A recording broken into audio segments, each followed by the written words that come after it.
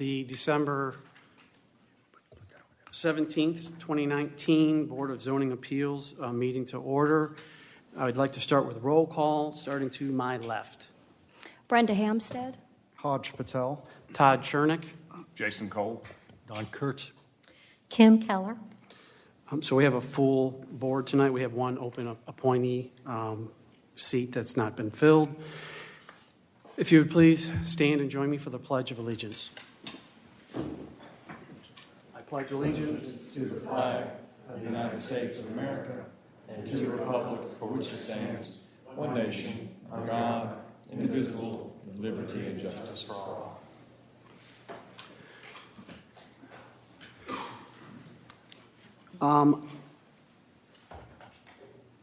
I would like to make a motion regarding our agenda to amend item C, V19-013, 980 Birmingham Road. I'd like to move that to the first position under item 6, consideration of primary variances. Do I have a second? Second. The reason for this is I'm certain that there's some public here that wants to speak, and I just want to be sensitive to getting public input without having a long meeting for them. All those in favor of amending to move item C to the first position under item 6, say aye. Aye. Opposed? That motion passed unanimous. I now make a motion to approve the amended agenda. Second. Any discussion? All those in favor of the approved amended agenda say aye. Aye. Opposed? That motion also passed unanimous. Item number 5 is approval of our November meeting minutes as published. We all have electronic record of that. I would make a motion to approve as published. I'll second. Any discussion regarding the November meeting minutes? I think we had one member who wasn't here in November. I wasn't here. We have 2, and the 4 that were, so we're good in terms of quorum on that vote. All those in favor of approval, if you weren't here, you can abstain. All those in favor of the November meeting minutes as published, say aye. Aye. Opposed? Abstain? Aye. So we have 2 abstentions. Brenda and Jason were not in attendance. That motion passed. Moving on to item 6, consideration of primary variances.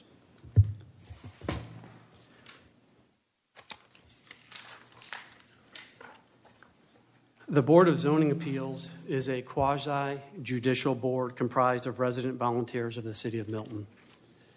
The board is charged with hearing requests for variances from the standards of the zoning ordinance and appeals of administrative determination. With regard to decisions on primary variances, the board's basis for decision is provided by these 4 considerations.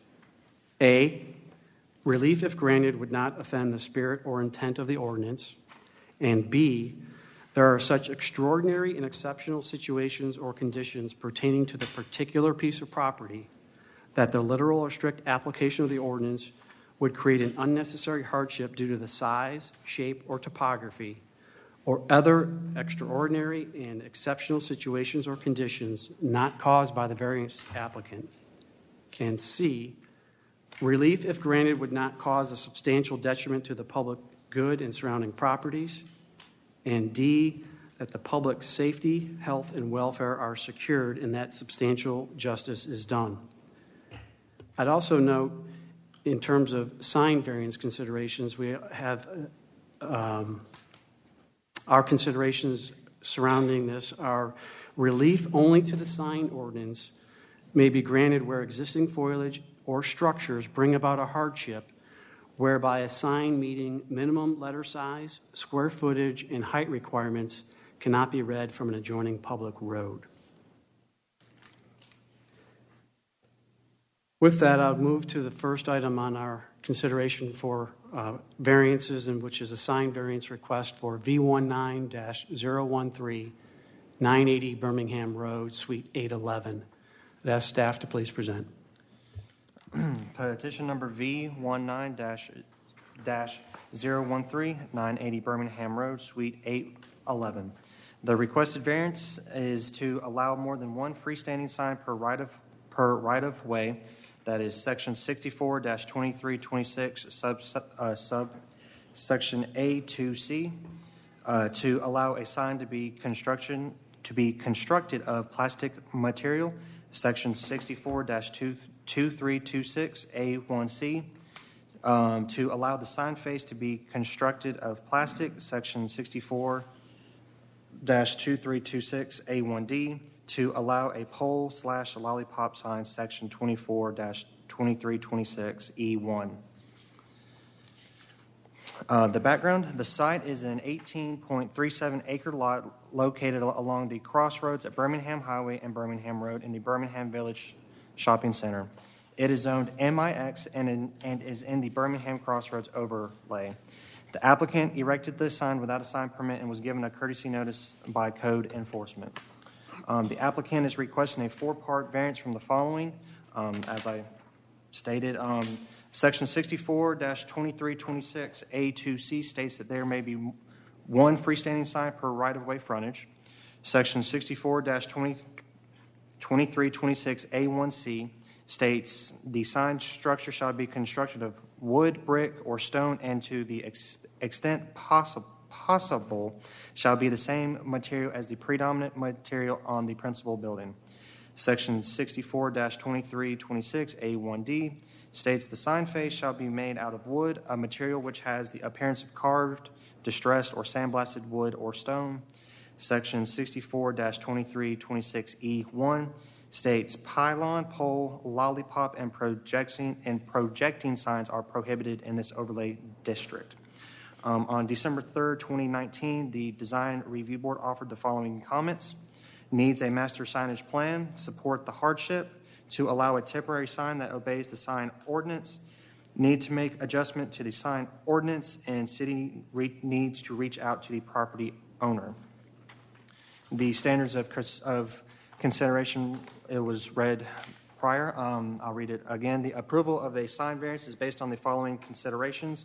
Relief to this article may be granted where existing foliage or structures bring about a hardship whereby a sign meeting the maximum letter size, square footage, and height requirements cannot be read from an adjoining road, or the application of the particular provisions of the sign of the zoning or provisions of this zoning ordinance to a particular piece of property due to extraordinary and exceptional conditions pertaining to that property because of its size, shape, or topography would create an unnecessary hardship for the owner while causing no detriment to the public. The applicant's response is, please see the letter of appeal in your packet. And the staff response is, the applicant constructed and placed the sign without obtaining a sign permit. The Birmingham Crossroads sign ordinance is in place to allow all signage to be unique for that specific overlay district. Section 64-2326. The existing freestanding sign that is located at that property does not have the applicant's business sign attached to the sign. The sign the applicant constructed does not meet those guidelines and does not conform to the Birmingham Crossroads sign ordinance. The sign structure is not constructed of wood, brick, or stone, or have the same material as the predominant material of the principal building. Section 64-2326, A1C. The sign face is not made out of wood or have the appearance of carved, distressed, or sandblasted wood or stone. Section 64-2326, A1D. The sign is also a pole/lollipop sign, and that type of sign is prohibited in the Birmingham Crossroads overlay. Section 64-2326, E1. The applicant has not demonstrated that there are such extraordinary and exceptional situations or conditions pertains to this lot that the literal or strict application of the ordinance would create an unnecessary hardship, since the need for this variance is based on having the location of the sign, material for the sign structure, and sign face and type of sign. Public safety, health, and welfare will not be secured, and substantial justice will not be done for the surrounding properties. And staff recommends denial of this request. Okay, before I move forward and ask the applicant to come forward. Actually, before he does, can I give a little small presentation on this particular development before? Sure. And while you get ready to do that, if there's anyone from the public that's here to speak in favor and opposition of any of the cases tonight, please fill out a yellow comment card and hand it to staff. Oh, and Chair, before I head down, I currently, and you should have in your packet, 3 letters in opposition. I just want to confirm that. Yes, well, actually, I have been in receipt, or this board, I should say, is in receipt of 4 letters Okay. in opposition, one from Curtis Mills, one from Julie Zahner Bailey, one from Leonard Jacklett, and we just received one from Mr. Joe Whitley. All 4 are in opposition. There's pretty detailed support for their opposition.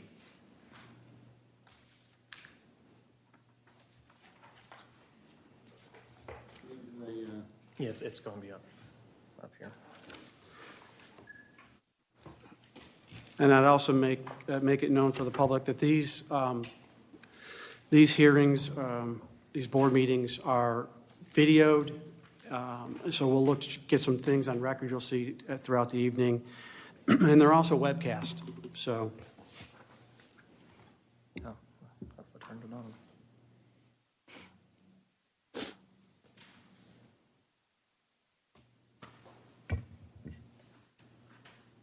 Oh, well, forgot to put it in a PowerPoint. But I just want to give a little brief history on this development since we really don't see sign variances come through here a lot. So this development was constructed back in 2006, and then if you see down here, it was in full operation in around 2007 time. So what this is back in 2013, the original property owner submitted for a master signage plan for this development, and pretty much what it was is kind of like what we've been proposing is to have kind of a master signage plan for that area that kind of deviates from the Birmingham crossing overlay for that. However, after one of the meetings, the city attorney and staff at that time recommended that they do not do a master signage plan and instead ask for a 5-part variance to the Birmingham crossing overlay. And I'll just read the 5 that they were going to suggest. The first one is to exceed the maximum allowed height and square footage of a monument sign for a multi-tenant development along Birmingham Highway, to exceed the maximum allowed height and square footage of a monument sign for a multi-tenant development that's going to be on Birmingham Road. The third is to exceed the maximum allowed square footage for a wall sign. That is for the Genesis Salon there. The fourth is to allow 4 additional ground signs to be used as internal directory signage. And the fifth is to allow the additional ground signs to be constructed of materials in other wood, brick, or stone, and to have the face other than wood. So I have kind of pictures of that and here's the letter that was drafted at that time in 2013, stating those 5 variances at that time. And also, let me see. Here is kind of the preliminary drawing of what they were proposing as the quote-unquote freestanding signs on Birmingham Road and Birmingham Highway. And if you know, right now, currently what's out there is Publix is still there, but there's just 2 slots. And for freestanding signs right now, it cannot exceed 32 square feet. So that is one, and I believe it's 8 feet in height. I'll have to double check on the sign ordinance on that. And here was kind of the internal directory signs that were going to be used. Currently, there's none in there right now, but this is what was being proposed back in 2013. So, unfortunately, I rewatched that video, and here's a site plan of that development. Publix is right here. The applicant is right down here along Birmingham Road. If I flip it, it'll be, let's see, so everybody can get used to this. So, here's how this is. Milton Athletic Club, I believe, is right in this area right here. So, just to give you a visual of where everything's located at. And you can see that the monument sign is allocated for right here and right here. And they did not dictate where they were going to place those 4 internal directory signs. So I also want to give the board kind of a vocabulary on the verbiage. One second. So I just want to make it clear, that was a variance that was proposed in 2013, but it was... Oh, yeah, sorry. It was later withdrawn by the withdrawn. applicant after watching the video of that meeting. He pretty much just stated he didn't want to move forward. He just wanted the attendants to go on their own and try to figure everything out. So moving forward. Wait, before you move forward, in 2013, the applicant is the same landlord as it is today, or? No. So the previous landlord was Armstrong Atlantic. Now it is owned by, per the tax record, it's Suso Birmingham LLC. I don't know. I do know they're out of Canada. That's all that we know. But it was withdrawn and not brought. It has not been brought up ever since 2013. Okay. So a little vocabulary for signs that kind of get tricky is a freestanding sign means any sign supported by structures or supports that are placed on or anchored in the ground and that are independent from any building or other structure. They are permanently affixed signs which are wholly independent of a building for support. And the definition of a monument sign means a freestanding sign with a base width of not less than the width of the sign face. So I also have a little bit of examples if I, sorry, I gotta go back to them. So here's kind of some examples that are currently out there. I'm sorry if it's a little difficult to see. You can kind of tell these are the wall signs that are currently out there. They kind of have that wood. Look, this is on Birmingham Highway going north. You can see Publix is here. You can see the SunTrust, I Love New York Pizza, and Avita. Let me see. So that sign that he just showed you right there, that's what he's calling a freestanding sign. Yes, don't per code. get that confused with monument What's sign. that? So monument signs are only in Deerfield. And I'll show you the difference when it's later on here. Here is on Birmingham Road. You can see the applicant's freestanding sign, This is what they put in. followed by a real estate sign and the other Publix freestanding sign with Publix, SunTrust, and I think that's State Farm. And this is currently where he's at. So this is what we would consider a freestanding sign. This is out of the Birmingham overlay signs. And this is what a monument sign is. It's pretty much what it is. The sign base and face is all as this right here. So just wanted to give the board just kind of a update on that.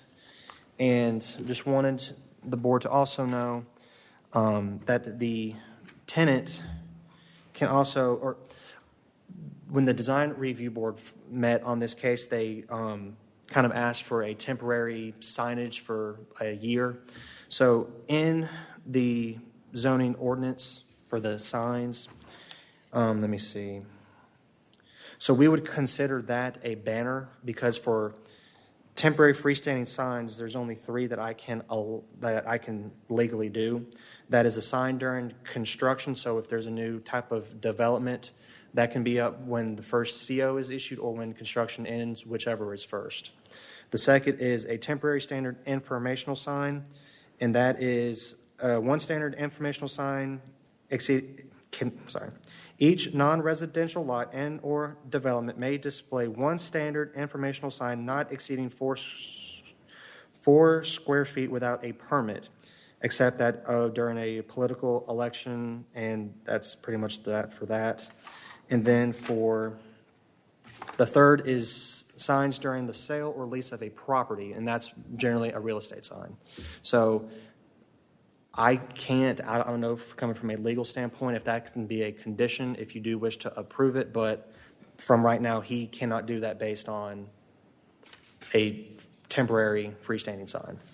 Now, he can, here is the other temporary signage is a banner, which banners shall be allowed for a period not exceeding 10 consecutive days, with no more than 4 such 10 consecutive day periods being permitted per calendar year.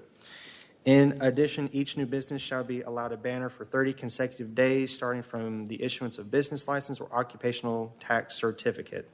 Each development may post 1 banner, maximum 24 square feet, maximum 5 feet tall for a maximum of 40 days between May 1st and June 15th. A permit is not required. That's generally for graduation. Banners shall not be more than 24 square feet. A permit shall be required. No banner shall be mounted so as to extend above the horizontal plane of the roof where the building wall and roof meet, or shall not extend more than 5 feet above the grade when on ground. And also another, I'm sorry, wall signs. The applicant does have the option, if he does have a tenant upstairs, of having a wall sign facing Birmingham Road and facing the parking lot in that area. So he can do that. It just has to be 3% of the applicable wall area, and that is excluding the glass and windows. So whenever we have sign permits come in for wall signs, I ask usually the sign contractor to give me the wall area and then minus out the glass and windows, and then I take 3% of that square footage, and then that's what you're allowed per square foot on signs. So I just wanted to give the board a little history on this and how signs are generally handled. All right, can you please scroll down to the existing sign in question that you have here pictured? I think in your presentation, which was very helpful, by the way, the Publix SunTrust State Farm freestanding sign, is that currently at the maximum 32 square feet? Correct. It is. Correct. Okay. And in terms of the allocation of space and compared to the other freestanding sign on Birmingham Highway, there was a lower portion there which was shared. Who determines the allocation of those of signage space? For this is generally by the property owner. The city does not dictate who gets what amount of square feet, as long as the overall does not exceed the maximum allowed of 32 square feet. Okay. And so these currently are at that maximum of 32 Correct. square feet according to the Birmingham overlay. Correct. All right. That was very helpful. Are there any questions for staff on this before we ask the applicant to come forward? Do we have any other background information from the DRB, or is this comments is it? Comments is pretty much it. Everything kind of followed. I'm sorry. Well, I would point out this board was in receipt of the full video from the DRB prior to this meeting. I want the public to understand that as well. Okay, I guess I missed that, but okay, because when I read the comments, it seems almost like they're saying they're supportive because of a catch-22 here. That's I don't know, but I didn't see the video. I admit that, so it's my fault. And part of, yeah, so that's fine. Thank you for addressing those points. I will ask, I believe it's Kyle Barden, to come forward and state your name and address for the record. In terms of the order of business, before you do that, you'll have an opportunity to present your rationale, your petition to this board. We'll then open it for public comment. And then you'll have a chance to make a closing statement before we then move into closing the hearing and moving to a motion. Yes, sir. My name is Kyle Barden, 980 Birmingham Road. That's our space. Good evening. Thank you for your time. Thank you for your service to this community. My wife and I own the Milton Athletic Club, and we opened it last year because we also wanted to serve this community. We both abdicated previous careers in order to open this club. And we serve our community through nutrition and fitness and just an accountability through this healthy structure. I'll cut to the chase. I do want to request a deferment, and I want to request a deferment because for us this is a huge issue. You know, for you guys, clearly you see it as important, and I appreciate that. But for us, it's super important. We don't have a sign right now at all. We have my wife and I work there. We have 10 other people that work there. We have almost 200 people in the community who are staunch members there. You could read our Google reviews. We almost have 100 5-star reviews after a year because we're literally changing people's lives. And it's very difficult for us to do that when people don't know we're there. And if we lose this sign, we're going to be at risk of going out of business. I think we're the 5th gym there in 10 years because there's been no signage. I'm the biggest tenant there besides the anchor tenant Publix. I'm the biggest tenant out of 30. I have 6 spaces, and I don't have a sign. Cody does a good job of knowing the issue 1, issue 2, issue 3, issue 4. The only thing I care about is a sign. If you say, hey, Kyle, make the sign like this, I'll do whatever you say. I don't care if it's wood, plastic, metal. It's irrelevant to me. I just want people to know that we're there. The reason I'm requesting a deferment is because I would like to work more with Cody to figure out what I need to get together to present as a solution. I'd like to talk more with Bob and make sure I'm in compliance with what we need. And we've been there I signed a lease, you guys, almost 2 years ago. I just met the landlord literally for the first time on Thursday. He came up to the space. They're pretty much an absentee landlord, Slate Asset Management. They're out of Canada. My representative's down by Columbus, Georgia, down by Fort Benning. And so literally I met him on Thursday. I was talking to him for a different reason, the property management issue. But while he was there, I said, hey, this is what's going on with the sign. We got to figure something out. And he's actually said that he's in the process of making a master signage plan. He actually said to me that within a month, he would be able to give me some type of PDF of what he's going to propose. So with your permission, I would like to have the meeting with Cody, the meeting with Bob, and the meeting with the property owner to propose something that works for everybody. I don't have anybody here in support of me tonight because I didn't ask them, but I could fill this room with people that support our business. Whether or not they support the exact sign, I want to figure that out, but they support our business, including Leonard Jacklet, who's in our club 5 times a week. So that's all I got. Okay. Do you have any questions for the applicant I do. regarding their request for deferral? Yes. A comment, and we are going to request a deferral. Well, for that's this. up to us to Okay. make a motion. So I do have a question. So you've got a window facing Birmingham Road, correct? Yes, ma'am. We have 5 units downstairs, 1 upstairs, but the 1 upstairs unit is our myofascial place. It's where we do soft tissue work like massage and other type of things. So it's not the gym. So it's not really relevant for me to put a gym sign up there because that's not what it does. It's like a separate entity with independent contractors who work up there. So I don't have anything that faces So the you've road. got the upstairs and downstairs. 5 downstairs and 1 upstairs. So can you put something on the main level? No, because it's underground. It doesn't face the road. Oh, okay, It's I 2 see. stories. So Brenda, Okay. rather than trying to get into solutioning or giving him other options, I Yeah. think that's exactly what he's hoping to do with Cody and Right, right. Bob. It sounds That was like just a question maybe I support had. some Yeah. solutioning, Yeah. creative or otherwise. Yeah. I would ask the city attorney, given the request for deferral, can we move right to a motion or should we hear public comment? Given that individuals have come out, I would recommend that we go ahead and create a record this evening and then defer it if that is the pleasure of the board. Okay, thank you.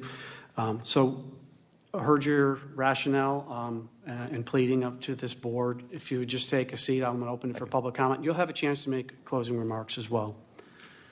As I noted earlier, before I move into the public comment, we are in receipt of 4 objections. The public comment period will be broken into 2 separate groups. First, we'll start with public comment for those in favor, and that will be allotted 10 minutes in total. So please be mindful of others here to not use up all that time. And then we'll move to those who are in opposition for the same total combined allotted time. And I'd ask staff to help me with keeping time there. Following which, the applicant will have a chance to make any closing comments, and then we'll move into a motion. So, Cody, can you address and announce any public comments that we may have here in favor?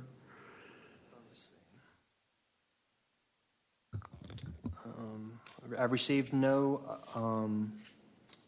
in favor via email, and going through the comment cards, I do not see any in favor for V19-013. Okay. So then would you please announce and help keep time of those here in opposition, and we'll bring them up one at a time. Okay, so the first one is Judy Birds, address 1165 Bream Drive. Hi, Judy Birds, 1165 Bream Drive in Milton. That's about a half mile from the crossroads. On principle, I do not support those that do first and ask permission later. I do, however, believe that the Milton Athletic Club has been a tremendous asset and community builder for the Birmingham Crossroads and applaud their success. The approved plan for the Crossroads is to provide a charming setting with signage in line with a rural character. Therefore, I recommend that this sign be removed.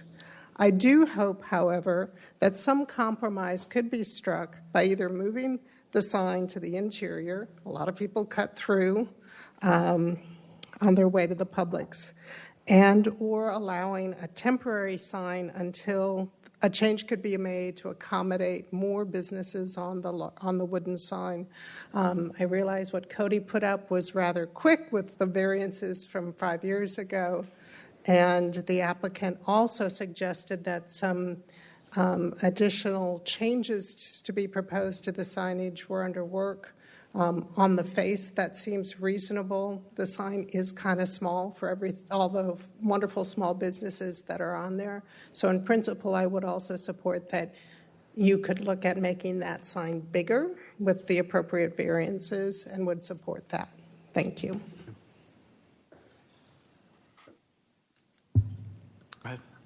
The other one is Joe Whitley at 1250 Birmingham Road.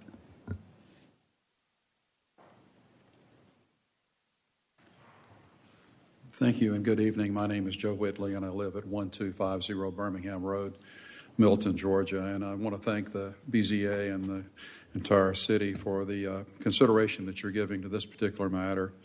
I'm glad that the Milton Athletic Club is there. I think it provides a useful service to our community and support its operation for sure.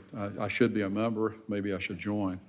But in any event, I am a member of a building owners association at the other corner, the southwest corner, with Leonard Jacklett as president of our association. And as a group, we feel like the application is currently submitted as one that we would be opposed to, and we're opposing it here tonight. I'm opposing it in my individual capacity.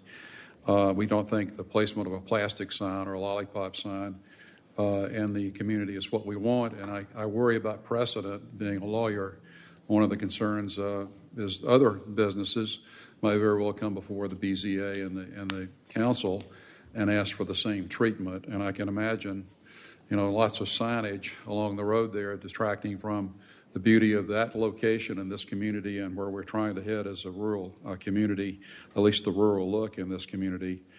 The existing wooden signage that we have on the corner, southwest corner, is good and operates really well. A number of the tenants are able to put up their name or their business location there. I currently don't have my name up on that location because I'm not really functioning as a business on that location. But I do think it's something that the community could consider and the BZA could consider as it thinks about the situation. Currently, I don't think there is a hardship as understood or as defined by law in the situation, and I think that's already been considered by the design DRB.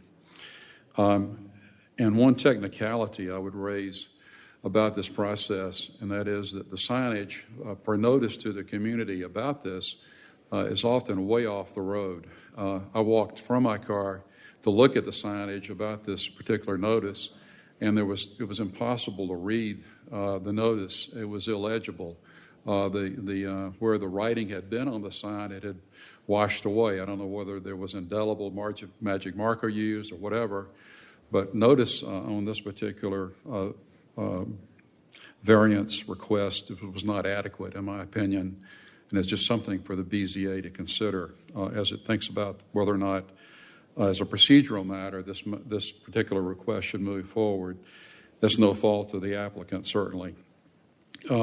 Again, I'm concerned about this because of my having been in this community, lived in this community for almost 25 years, and I worry about the look of that that's contemplated by the overlay on that corner, and a lollipop sign is just not consistent with that. You've received other communications from Curtis Mills and also from Julie Bailey.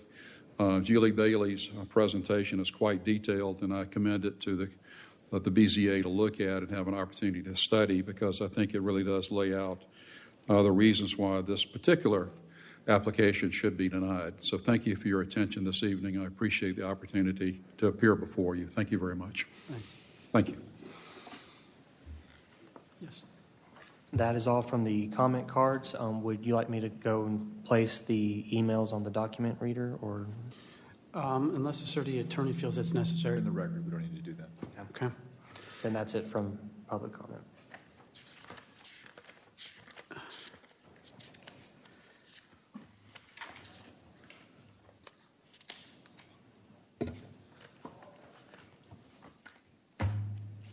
Okay, with that then, Mr. Barden, you have an opportunity for closing comment before we move to a motion ourselves. Okay. Thank you both for your comments. I think they're fair. I just want the opportunity to express to you guys in a further date that I think it's a hardship, and I could express that more clearly if you give me the opportunity in the future. I want to gather some support for a sign of some sort. I respect what they say about my sign. It's not in keeping with what they're saying, and I would like to fix that. I just need a sign. If it's okay with you guys, but I'll leave that to you. Thank you. Okay, before you leave, is there any questions for the applicant before we close the public hearing and move to a motion? Okay, thank you. Thanks. So with that, I will note that the public hearing comment is closed, and I'll open the floor for a motion and a second. I would make a motion to defer to our next BZA meeting, allowing the applicant time to continue to work with city staff, as well as there's landlord on an alternative approach or alternative plan, which may result in no variance request at all. I'll second. Just a question very quickly, just a point of order. So with respect to the formal hearing that's required, that has occurred now. The signage has been placed. Folks have come and spoken. Is it the expectation that you will have another public hearing at the deferral date? Yes. Thank you. And I'd also, and thank you for calling that out. I did make a note, and I started. Mr. Whitley may express some concern around notice. And we do have a motion in a second. Can staff please outline the various forms of notice that we make for all cases, including this one? Yes, so for all variances, there has to be a variance sign posted on the property site. There is an advertisement in the Milton Herald, and there are letters sent out 300 feet around the property that is asking for the variance. So there's 3 forms of, and it's posted on the city website. So really there's 4 forms of advertisement for a variance.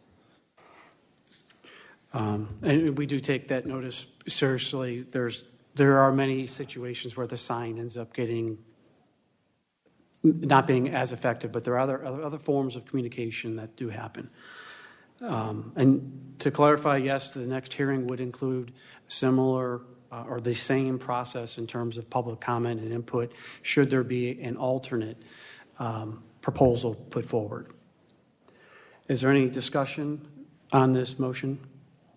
All those in favor of deferral to the next scheduled BZA meeting say aye. Aye. Aye. Opposed? That passed unanimous. I applaud you for continuing to work out a resolution with staff. I think they can be very helpful for you. They helped us. And thanks to the public for constructive guidance as well. That's always helpful to our government process.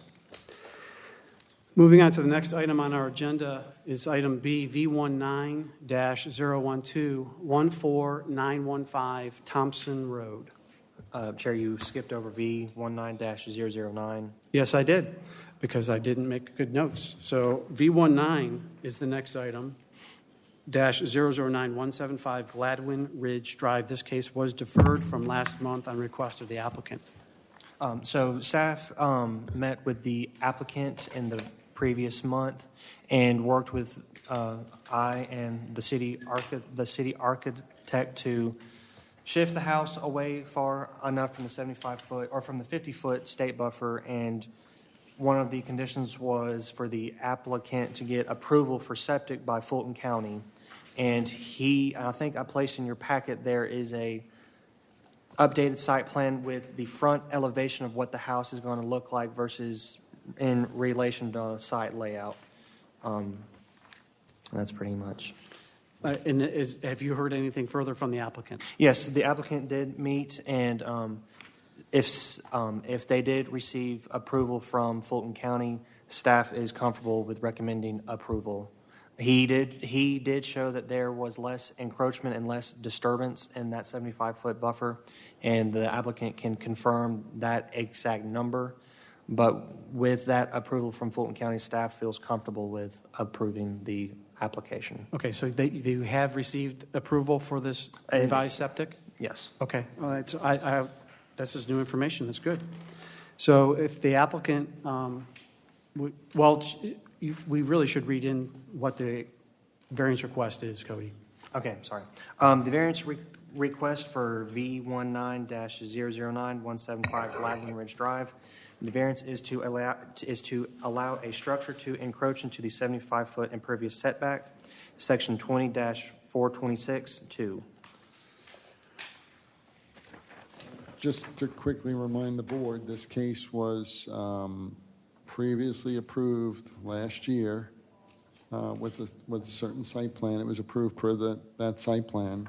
And this applicant has come forth and said that they would try to work, they did work with us to shift the house further away from the 50-foot buffer.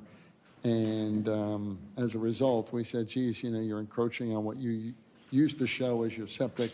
So we directed them to go to Fulton County. And I think we'll present tonight, but it's my understanding that they secured Fulton County's approval. So we were able to kind of move it further away. Okay. And so while the applicant can please come forward, we want to get this site front elevation as well as your plan up on the screen so that everyone has ability to see this. Everybody's got a front elevation? Yes, we do. Okay. If you want to, it sounds like he wants to start with the front elevation. Oh, sorry. And please state your name and address for the record. Yep. My name is Brian DeTont. I live at 851 Lacey Road, Canton, Georgia. And you're here representing the applicant? Yes, sir. Yes, sir. Here representing the property owner. Yes, sir. So basically what we did, just one thing I'd like to note is the previously approved plan, we didn't have Fulton County approval on the septic system. And so in the last month, we've gone through the whole arduous process with Fulton County trying to get something approved here. I ended up meeting with them on site multiple times, shifting this way, this way, this way, this way a little bit. And we finally got to where they said this is the only place that this will work on the lot and still make the lot buildable. Robert had asked me to include just a front elevation, kind of show you guys what we've got in mind to be able to fit on the property there. So trying to stay with a nice new, fresh design, similar to what you see at a lot of houses in this area. And if you can just switch over to that and that's the site plan. We did get, this is the approval per Fulton County, picked this up actually this afternoon. So they drug their feet to the last day on us. Yeah, that's why I was surprised too. Yep. Yeah, I picked it up 1 o'clock this afternoon. But that is the plan that they've approved for the primary and secondary septic tanks. They said that meets all their requirements. Again, we've tried to shift that thing as tight as we can to building lines and get it out of that easement. It's even a little farther out than what the previously approved plan was. And we feel very confident in that. And then do you have the prior approved variance site plan? Especially for the benefit of any public that's here.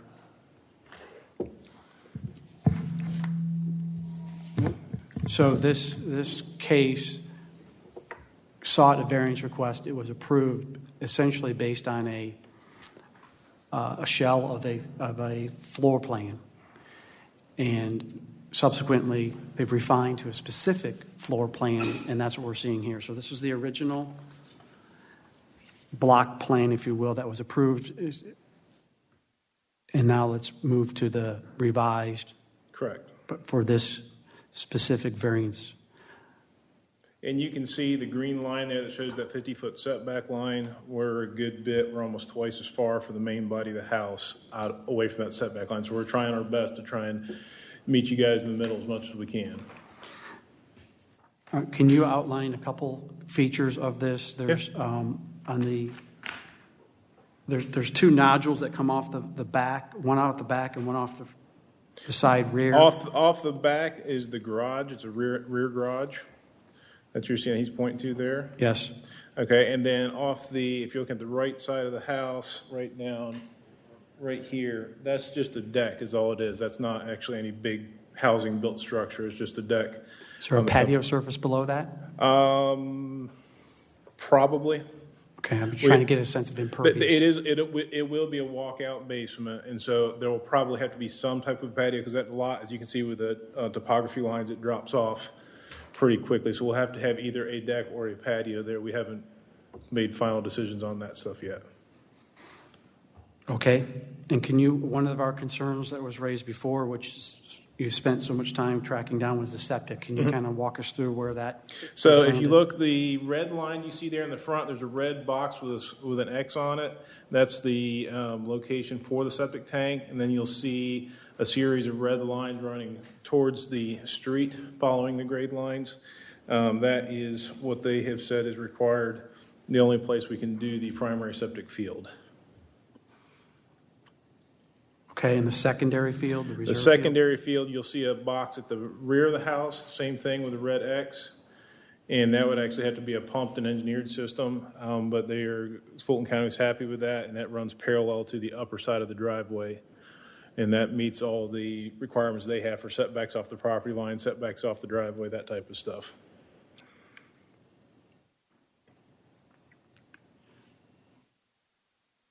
Okay.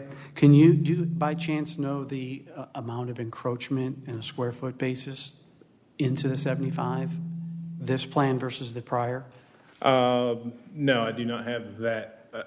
That's not a question I've been asked up to this point, so I don't have that with me now. I think we can see that it's less. I was hoping to quantify Yeah, no, that.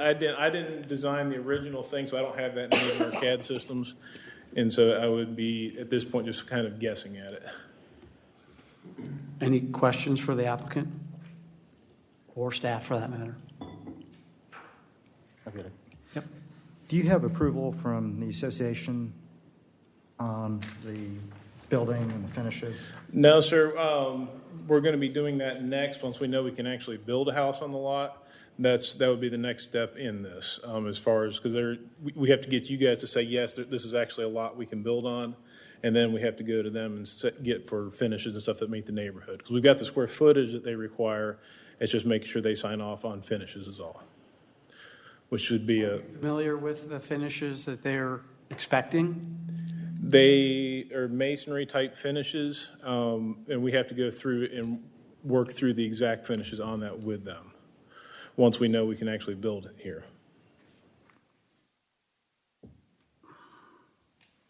That's a good question. Do you feel you would want time to actually review this with them to make sure that there aren't any adjustments that you need prior to us making a final determination? As far as, I'm just trying to understand how the exterior finish would relate to what the encroachment is. Well, finish is one consideration. There's oftentimes there's references to garages and location of garages and facing of garages. They prohibit street-facing garages, of course. The majority of the finish has to be a masonry finish. That generally, if you can see what we've got roughly drawn there, that's a masonry exterior finish with like a hardy type siding. And then it's a brick and concrete lower. That meets a masonry finish requirement for subdivision. Okay. Any questions? Yeah. So what is the final amount of encroachment into the 75-foot buffer? I didn't get that. Versus the previous, You didn't have the previous. we don't have the previous. Okay. Staff may have that in the prior application, what the encroachment was. So reiterated, what is the amount of encroachment into the 75 on this proposed plan? Are you looking for the number of linear feet? Square footage? It depends on where you measure the house. Because if you look on the plan, on the site plan, you'll see a green line that's labeled the 75-foot setback. And you can see that it continually changes because it's not a straight line in relation to the house. At some points, it's almost nothing. At other points, it's.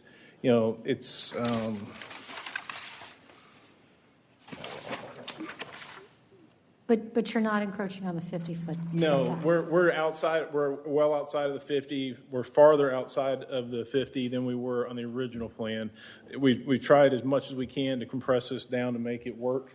The majority of those areas on the 75, it's about 10 to 12 feet is what it looks like it's coming on. And it varies. It's not a straight line.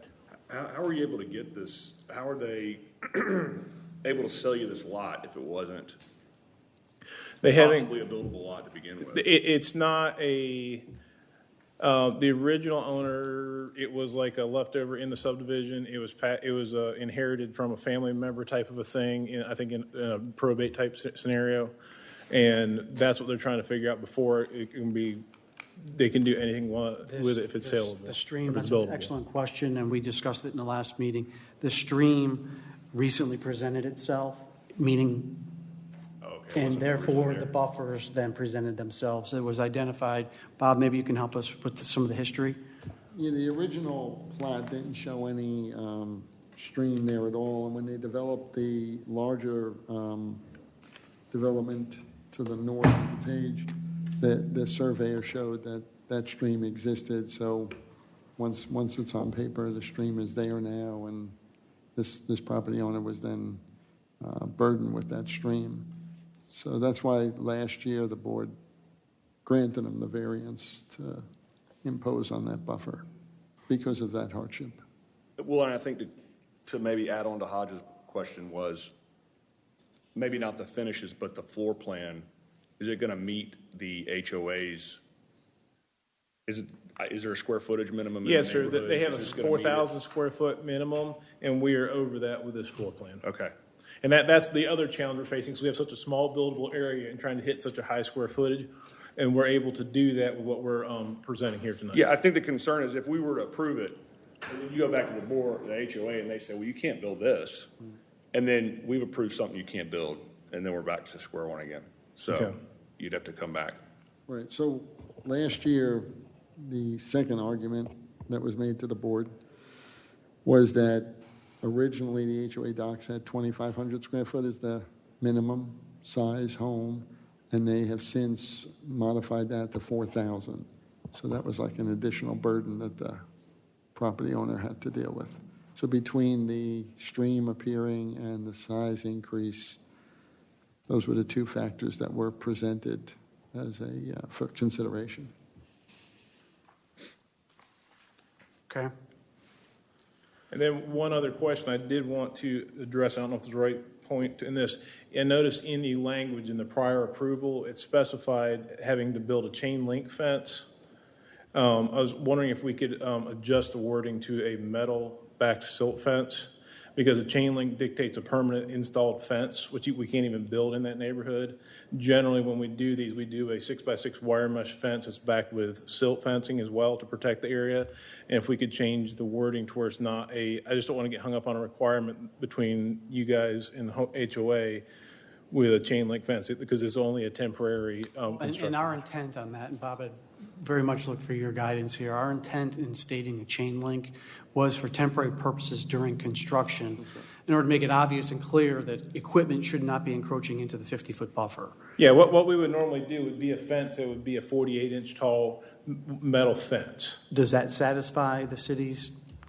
The intent is just to ensure that. Just to you don't make that encroach clear into the line, 50. yeah. We want to survey it, to lay it out, put the fence up, and then you're not allowed to encroach into it. Yeah, that's exactly what our plan is to protect that area. And I knew that's what you guys' intent was. I just want to see if we could clarify that, because I don't want to create any additional problems like we get into it and cause Generally, problems. silt fence on its own wouldn't do it, because that just gets damaged and destroyed. So the board has always asked for somewhat more of a permanent style fence. If the applicant's willing to put up a, 6 foot? Normally what we do in this situation, it's a 48-inch tall 48-inch? with metal stakes every 8 to 10 feet. And it's a wire metal fence with 6x6 opening, square metal. Okay. And then it would have silt fence backing on the lower half. So it's a wire metal Yeah, fence? it's a metal fence, It's not yes, the sir. orange fence? No. that just- That's a all of plastic those construction fences fence. just kind of collapse over time. So as long as it's more of a permanent style fence, I think it'd be equivalent to what the board has asked for in the past. Okay. Any other questions for the applicant before we move to public? Yes? I just had one other comment. I was not under the impression that he was going to put a solid surface patio under the deck. So that would require probably a 4 or 6 foot high retaining wall. But which would and impact it. that's So I think we that we if just you'd need to rather look at just be a that. deck, we're totally fine with it. That's not an issue. We just hadn't Yeah. got that far into the detail yet. Okay. We're mainly looking at footprint at this Just the point. deck, I think, would be better if they want to do a little grading in there, but not something permanent, because it would require a big retaining wall. Based on the topo, it would require Based a on the wall in topo, that setback. That's correct. So And it sounds like the applicant's willing to accept that.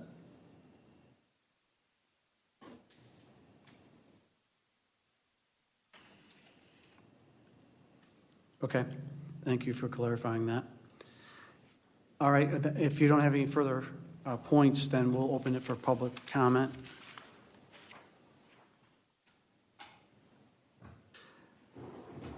And Bob, I think if I'm capturing the point, it's really you're looking for no impervious patio surface below the decking.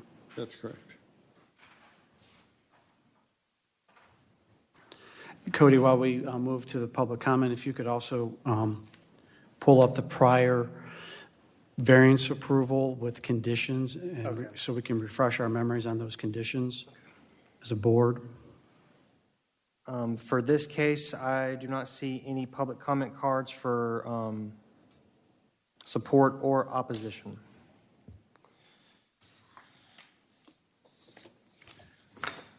Okay. And so in seeking additional time for questions of staff, I would ask you to please refresh this board's memory on the original conditions for the variance, the existing variance. The existing variance. All right, so the existing variance is case number V18-009. That variance request was to allow a structure to encroach into the 75-foot impervious setback and to allow the septic tank system to encroach into the 75-foot impervious setback. At the Board of Zoning Appeals meeting held on September 18th, 2018, the petition was approved with conditions. The conditions were a planting plan to be approved by the city arborist, provide a mitigation plan for runoff caused by the house in the 75-foot impervious setback, approval per the site plan dated 8/27/18 by E303 Engineering with encroachment not to exceed the amount shown, protect from possible encroachment with a temporary chain link fence along the 50-foot buffer. The city architect shall review and approve the plans for the house.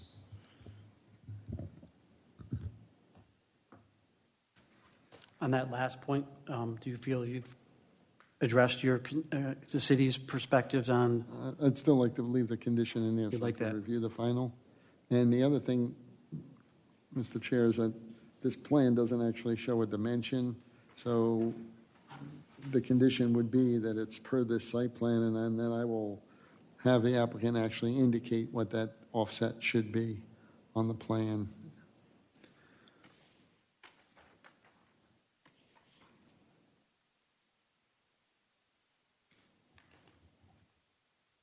He said it was roughly around 12 feet, so it looks like around 12 feet, but I just want to include it as a dimension.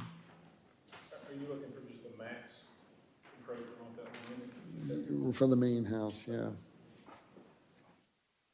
The old condition said 5 feet. I just want to make sure that this indicates more like 12 feet. Well, so I'm glad, thank you for refreshing our memory on those conditions. And one of the items in there was specific to the original plan around the septic, which was encroaching into the 75. Now the primary septic system is out of the 75-foot setback. However, the reserve is in. Is there a need from a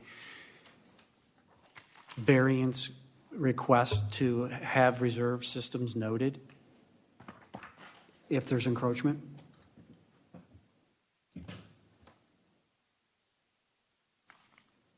Well, the leaching fields are out. Yeah. It would just be the pipe. Yeah. So I think all the septic is now out of the 75-foot. I mean, the tank is in there. We can indicate that the secondary tank would be permitted. So where the Field green is lines out. end, is that where the setback ends as well? So Yeah, we could, in the agreement, in the approval, we could say that the tank and the line would encroach for the secondary, but the rest of it is all out of that 75, and the primary is out of the 75 totally.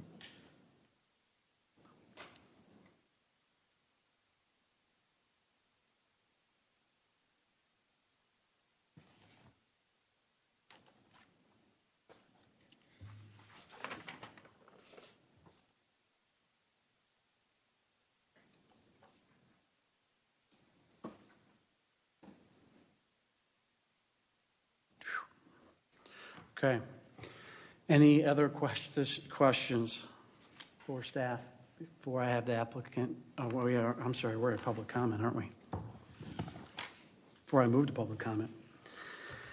Oh, we did that. You said there wasn't any. My bad. You have an opportunity for any closing comments, if you care, before we move into a motion. I'd just like to thank you guys for your patience, and Robert and Cody for your time working through this and meeting with us multiple times trying to sort this all out. So, All right, so I will note for the record that the public comment hearing portion is closed, and I will open the floor for a motion and a second. Todd, you're doing the most. Make a motion to approve V19-009 to allow a structure to encroach into the 75-foot impervious setback with the following conditions. So get ready. Oh, God. Number one, per the site plan dated 12/17/19, drawn by Farm Chick Design, to also include dimensions per the city architect. Two, approval of the design is required by the city architect. Three, a mitigation plan shall be provided for runoff. 4, planting plan to be approved by the city arborist.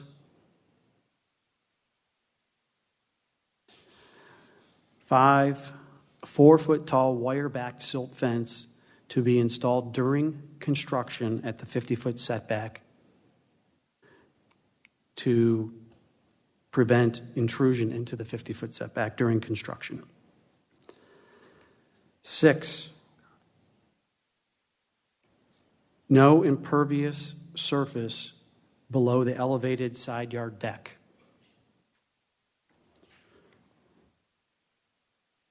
7, reserve septic tank and pump line encroachment as noted on site plan.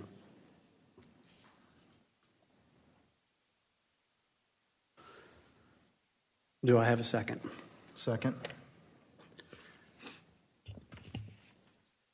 So in regards to our variance considerations, and I want to remind us all of those, we have 4 equal considerations: spirit and intent of the ordinance.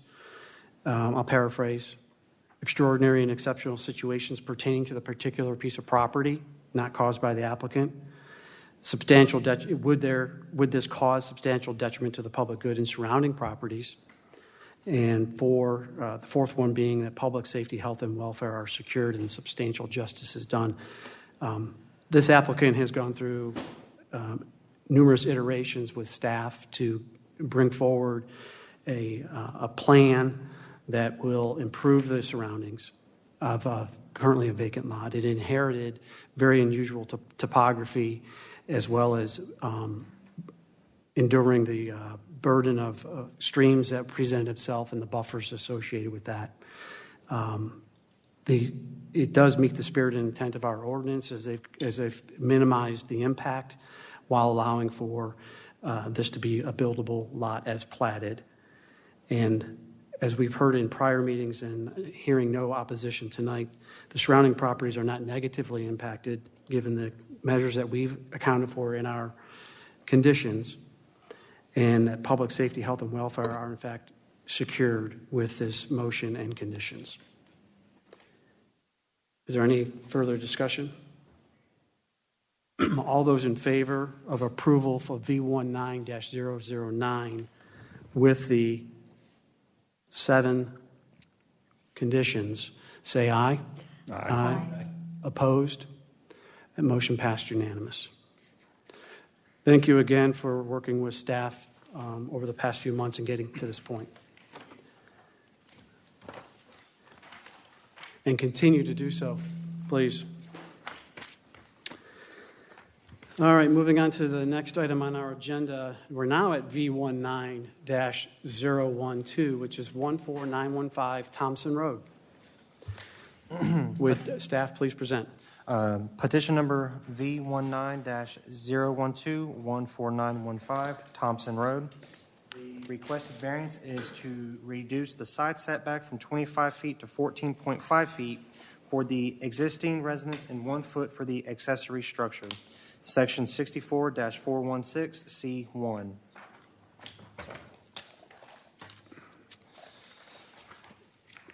Background, the site is a 1.65 acre lot located along Thompson Road, just west of the Potterstone Glen neighborhood. It is zoned AG1 and is located in the rural Milton overlay. The applicant is requesting to legalize the current residence and accessory structure on the property that is encroaching into the side yard setback. The tax record show the current residence was constructed in 1975, which predates the current Milton zoning ordinance. Section 64-416C1 states that the minimum side yard adjacent to interior property lines is 25 feet. Since the applicant is requesting to legalize the property by having the existing residence and accessory structure encroaching the side yard, a two-part variance is required. On December 3rd, 2019, the Design Review Board offered the following comments.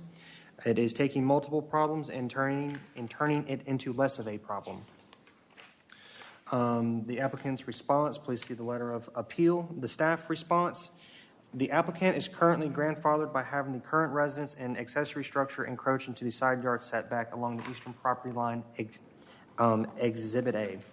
The applicant proposes to move property lines along the western property line to make the neighboring property compliant as well, and that is Exhibit B.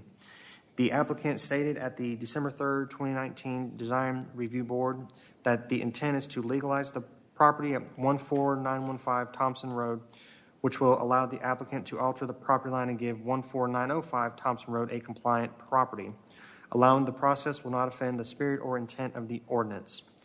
The applicant has demonstrated that there are such extraordinary and exceptional situations or conditions pertaining to this lot that the literal or strict application of the ordinance would create an unnecessary hardship, since the need for this variance is based on having the existing residence and accessory structure encroach in the side yard and not caused by the applicant.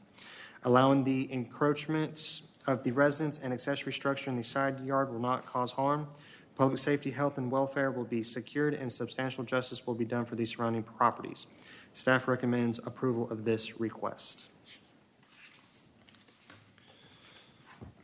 Okay, would the applicant please come forward and present? I'd also ask if we could put the site plan up on the screen.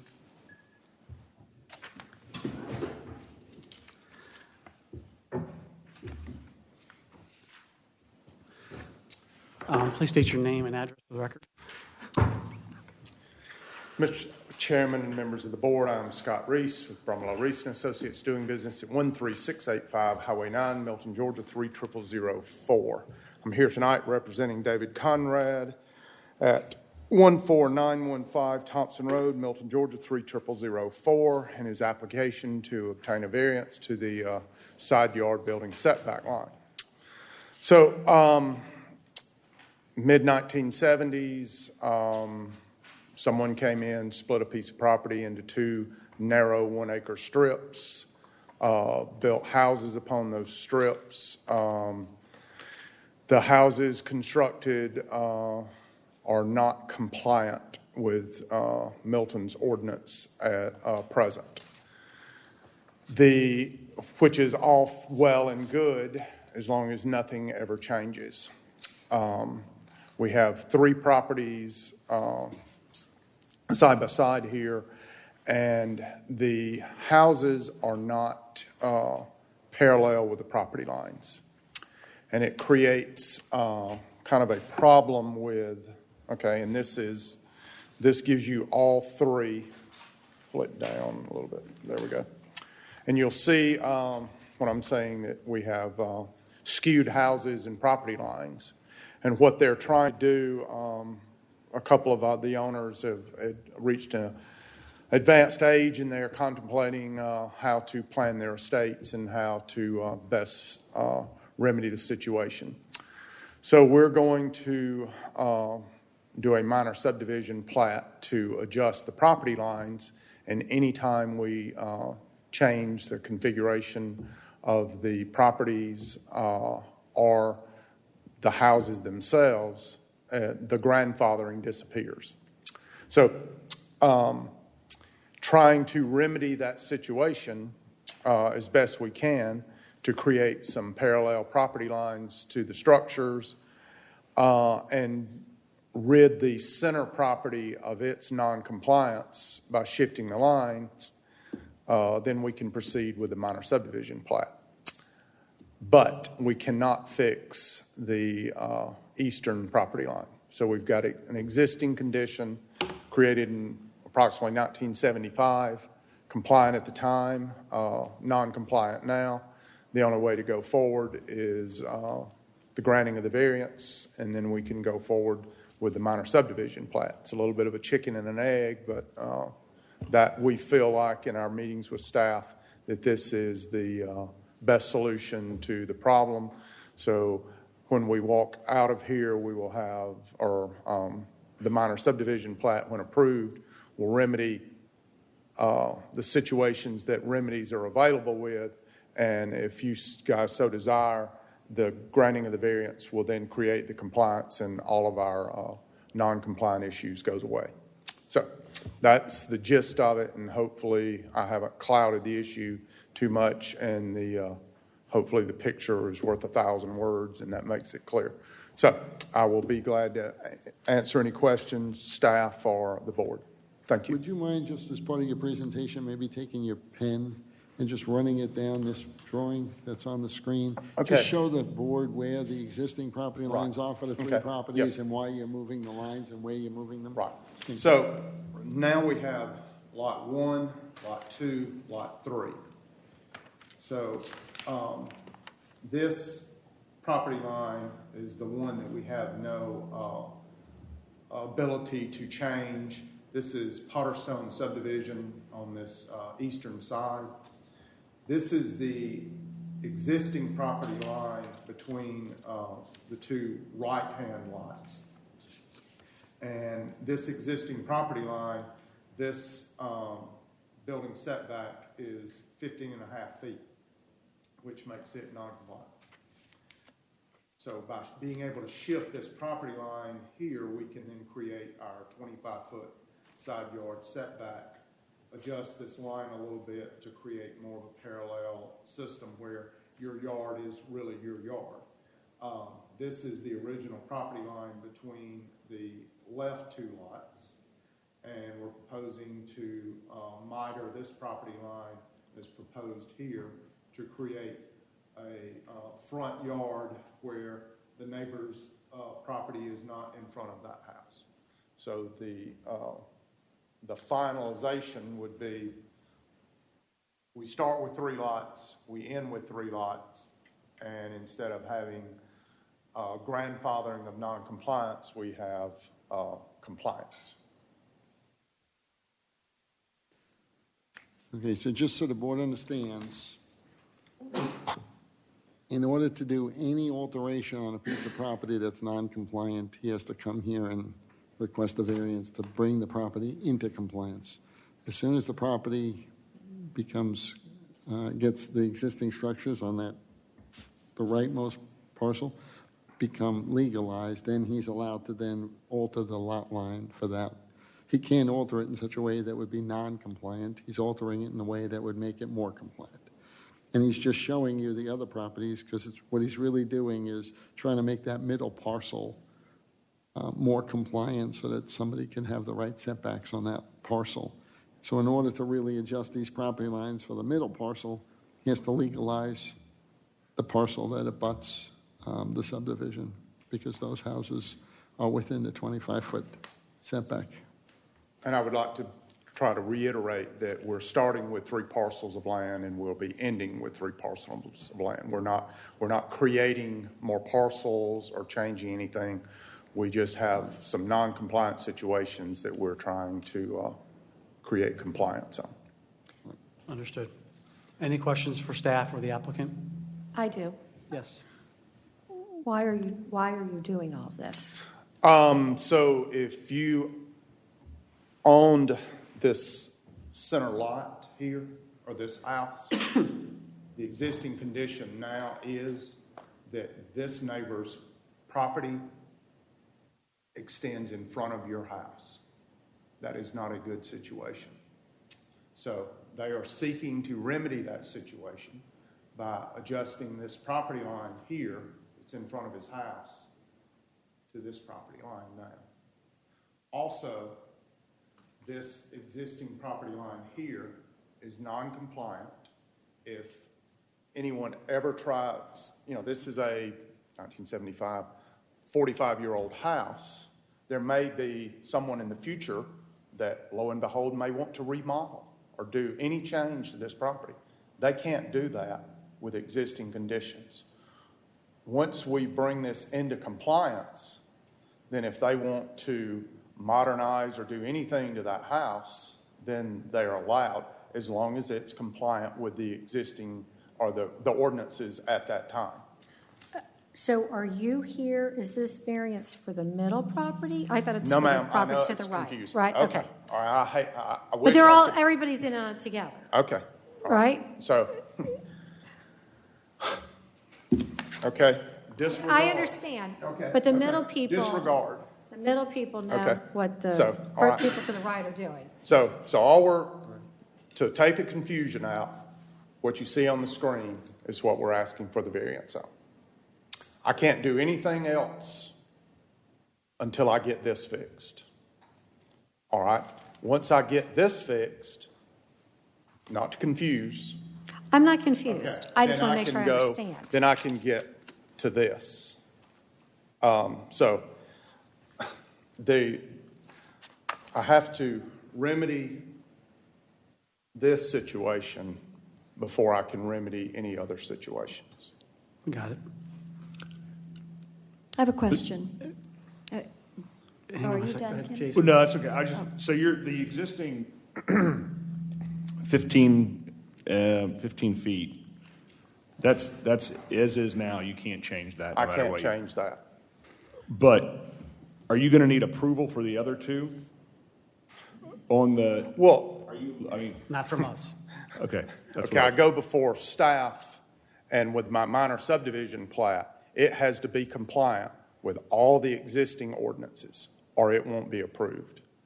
I think with my, modicum of experience in this, that I can get to a situation where everything else is compliant except for what we're requesting the variance on.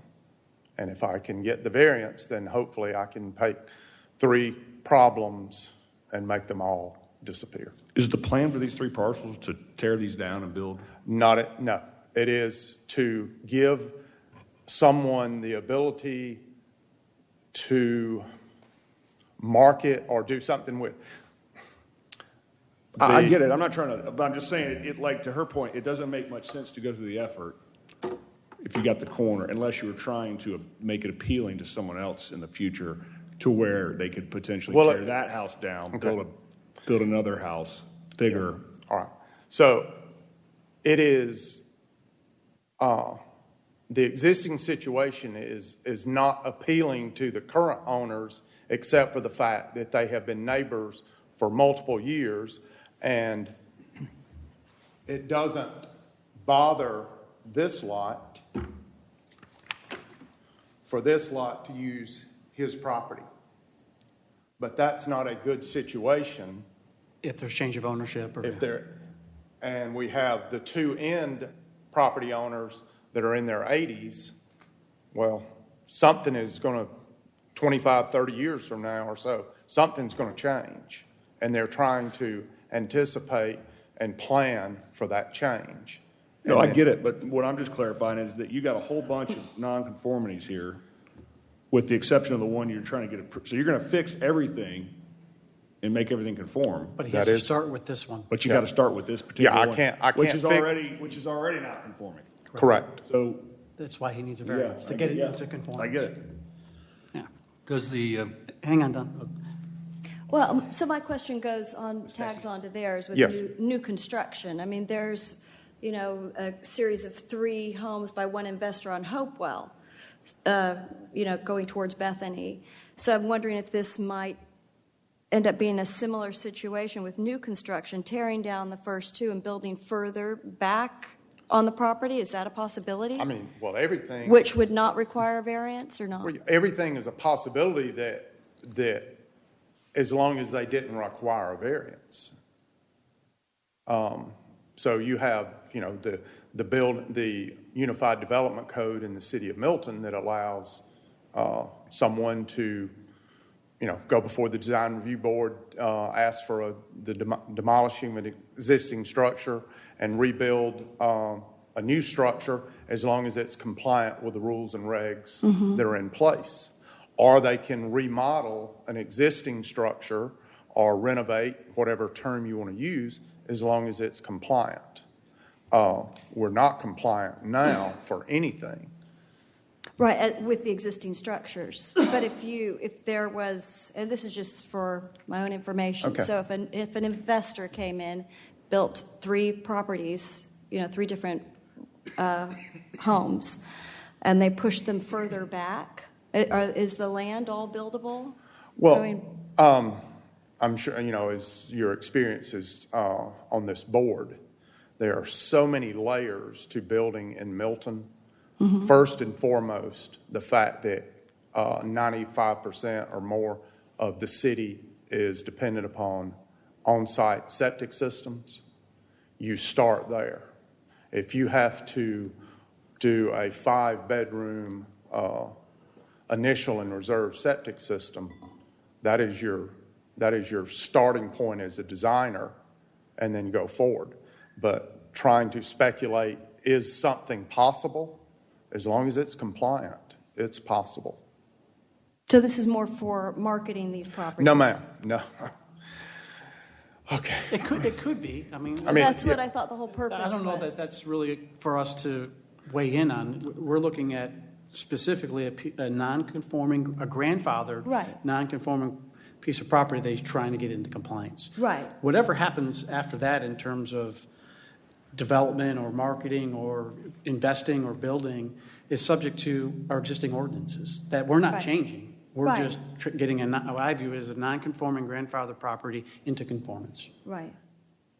I was just on with Kim, just wondering the purpose of it, if there was marketing for it. Okay, I'm failing to communicate. No, I totally understand. I do understand what you're asking for and the need for it. I was just wondering if this is. If there's an investor I was afraid there was a behind big. No, ma'am. Okay. There's no ulterior secret motive of riches or anything like that. I've got a problem with. I have a house here, and the neighbor owns aesthetically, from appearances, their front yard. And we want to remedy that situation because it's fine now, but this neighbor is at a point in it, at an advanced age. If something happens, that sales, that handshake agreement disappears. But this would remedy that situation and create where when you look out your front window, it's your property you're looking onto. Does that make sense? I feel like I'm failing to communicate. I think we get it. Okay. I just wanted to know if there was, an ulterior motive. I promise you I don't have one. I think. You have a question? Yeah. The development to the right of that right property, what is it, Wigton Drive or something? Any discussion with those neighbors at all, that they understand that this is now turning from a grandfather situation to a go-forward permanent variance?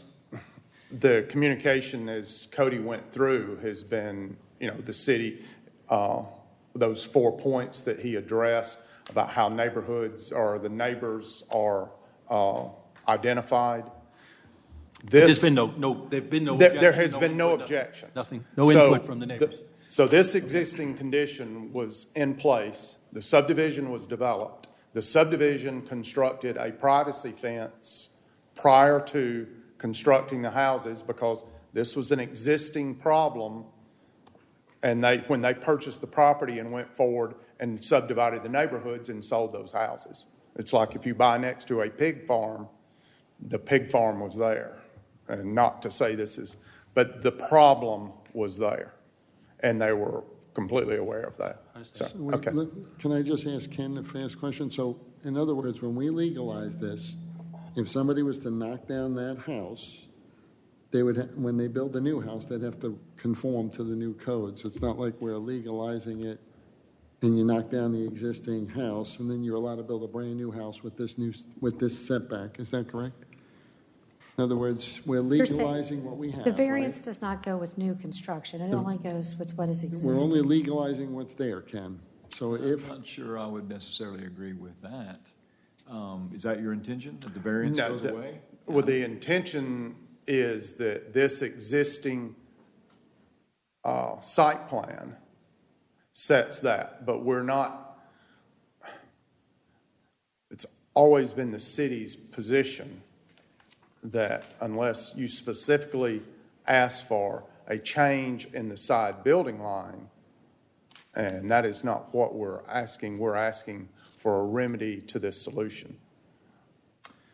Yeah, I mean, what I have thought this was I call it land use housekeeping is what I typically think this is. But it does have legal significance. I mean, if something's legally nonconforming, different codes treat that differently. Sometimes it says that if it's legal nonconforming, you can't rebuild. If it burns down, you can't do various things. This will make it legal.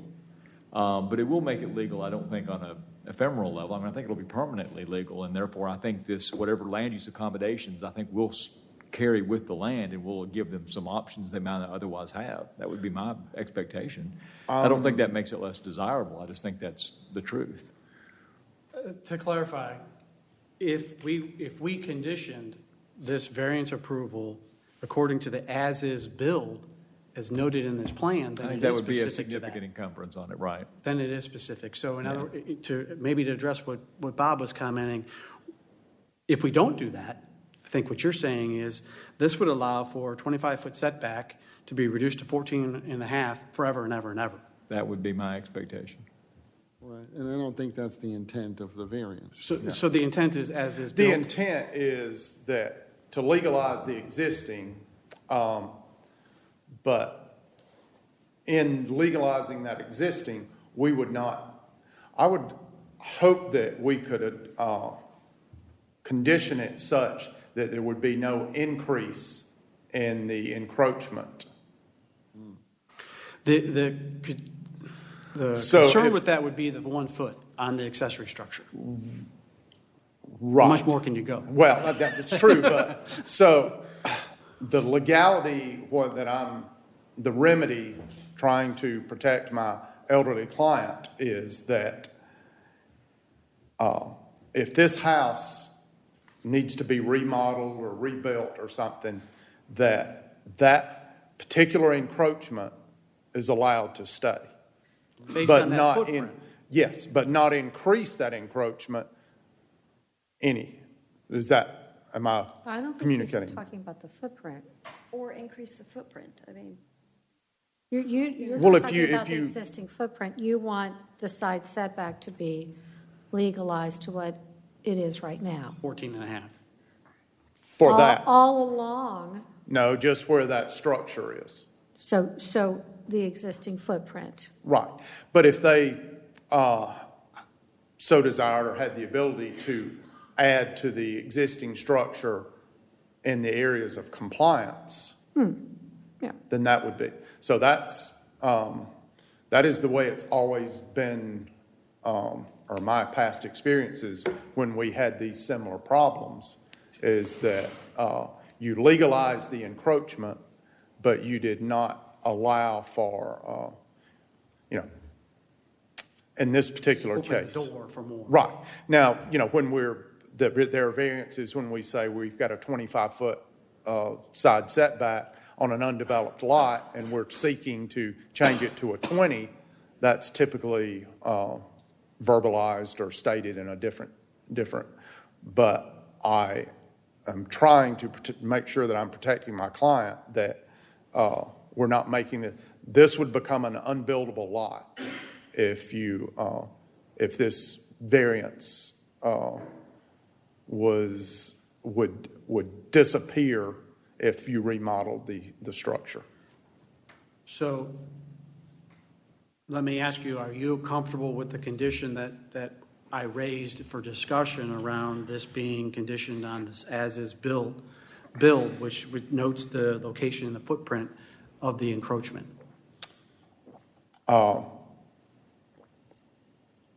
Could I ask the attorney then if he agrees that that this would go with the property as such that we could recreate this encroachment? Well, I mean, I think it sounds like there's two hypotheticals. If you're only talking about a remodel, I have no problem with that at all. My bigger question would be, is the likelihood of what's really would happen on this property is a new owner would come in and knock the house down and want to build something bigger. And then they've got a reduced building setback because, well, Milton's given them one. That would be my expectation. So that's what I would condition against if that's the concern, is the building of something bigger here. Then don't we cover that or address that based on this being? I mean, I guess I have a problem with bigger because you could build bigger and not increase your encroachment if you built in the non-encroaching areas. Absolutely. You can absolutely build bigger because you're going to have a reduced setback. Well, the way you address it is not to exceed the existing encroachment as noted on. That's as long as that that's becomes your intent. permanent. Yes. Not to exceed the encroachment as noted on the site plan. Okay. I think that's fine. Yeah. Does that yes, then I feel like I meet have, the spirit? that I haven't, yes, that I haven't destroyed my. What you're trying to say is that the footprint that's shown there cannot increase in the encroached area. The amount of square footage. When you say the key just not part increase being the not in encroachment, the you mean encroached that he area. can't go beyond where he is and increase further into the property line. But what you're thinking is that the footprint of the building, if they were to tear it down and rebuild it in that spot, that portion of building that's encroaching, that little area, could stay, but he can't make it any larger than that. Yes. You don't want to put them any worse than they are. Right. Agree. They can still build a bigger house elsewhere on the, like, it's just on the encroachment you're getting, yeah. that Yes. makes Right. sense. Another question? And it looks like the accessory building would probably be totally within the 25-foot setback. So if that was to go down, as long as they build the same size accessory structure, they can do that where it sits right now. But they can't move it, or if they make it bigger, it's only if it's outside of the setback area. Yeah, and, I don't want to harm the neighbor so I think our intent is to have these existing conditions, but knowing that, 50-year-old houses, changes probably will happen that we don't handicap, but it is not our intent that we're not asking for the house and the kitchen sink and that we could, increase this encroachment to the detriment of our neighbors. We're not seeking that either. But I think my understanding is the way we're looking at it with going with we can't increase the encroachment is the... In the floor plate, The square footage. the square footage of encroachment. Yes. I want to make sure that's clear. It's not the encroachment, meaning that the side yard setback encroachment It's a line. square footage It's calculation. the square footage calculation of what's there now cannot be bigger. Would that be fair? Yeah, that's fair. Okay. Could I just ask about that outbuilding? Yes. Is that of significance in this whole big scheme of this plan here? Because you're asking for both of them to be, you're asking for that to be included in the variance as well. It would Yes. seem to me, I don't know, at least personally, it'd be a lot more palatable if that building was not given the variance such that if sometime in the future some other changes were made, neighbors or whoever would have the opportunity to have a say on any changes to that building, even if it's in the same. In other words, what I'm trying to say is, why do we have to include that outbuilding in this whole variance? Is it that significant? It seems it would be a lot more palatable. I mean, not to to me, include that? it's punitive to the owner the fact that you're allowing this elderly gentleman to keep his outbuilding where he stores his lawnmowers and that type stuff. And anyone that has purchased properties adjacent to it, that encroachment was there when they purchased. No, you wouldn't be asking him to take it down. It would be not including it in the variance such that in the future, that would still be acceptable. You know what I'm saying? It's still grandfathered in if we do nothing, right? Or is it Based not? on the Or existing is it not? language, a future encroachment not to exceed the footprint of square footage as noted, that accessory structure is on that footprint. So that would be allowable to be. I think what Don is trying to say is that if that structure was to stay or get remodeled, fine, but if it was to be removed, it can't be rebuilt in that location. Yeah. How do you address that? That's what, yeah, exactly. So that we would have like two kind of different conditions. Yeah, Part A, Part B. A Part A and Part B. Well, I But mean, it would look weird having it in the middle of the property. I mean, right now, right, it's against the fence? yes. Okay, I mean, But the ordinance that's in place now from the city of Milton is if you remodel over a certain percentage, it's considered new construction and your grandfathering disappears, correct? So aren't we just, adding more layers on top of something that's already in place? I'm trying to clarify what Don was saying. And Don, I think his point is that he doesn't want to get it. I guess your statement is that you wouldn't want to see it get taken down or remodeled more than 50% and still be right up against the property line, that it should be trying to become more into compliance. Yes, and Footprint wouldn't. and given the approval for a 1-foot setback seems troublesome to me. Okay. what is the square footage of the accessory structure? Do you even know? It's probably 400 square feet. It's a typical garage, 20 by 20. Okay, so but it's not a real garage, Yes. or is it? Yes. It's a real thing. I mean, Yeah. It was just I like- included pictures. Garage. So Yeah, we have the pictures. Oh, I just, in my I have pictures. fiduciary responsibility, I can't, in good conscience, leave my client worse off by trying to remedy a situation. He's grandfathered in now, and everything is fine. But, I don't either.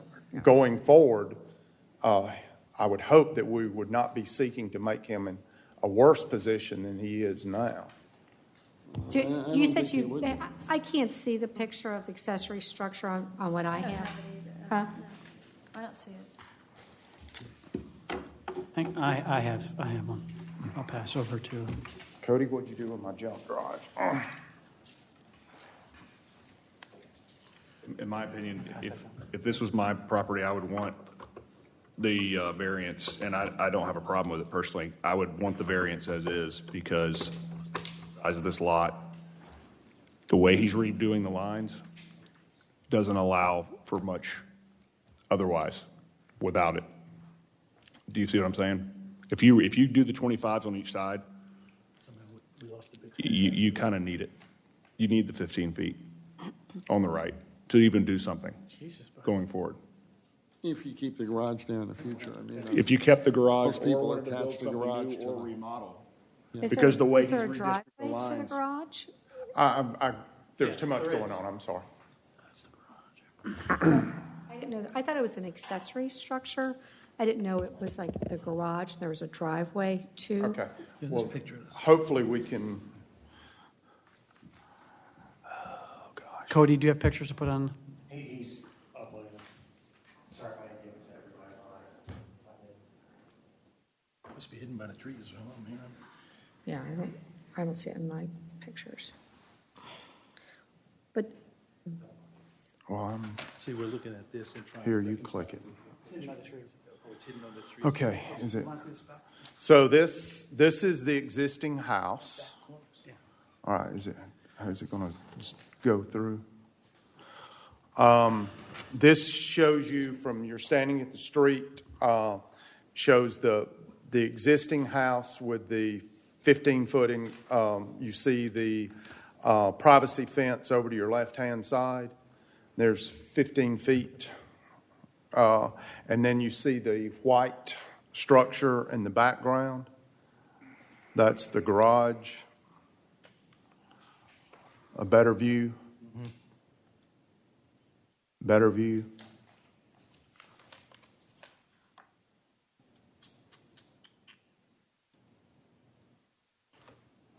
Thank you.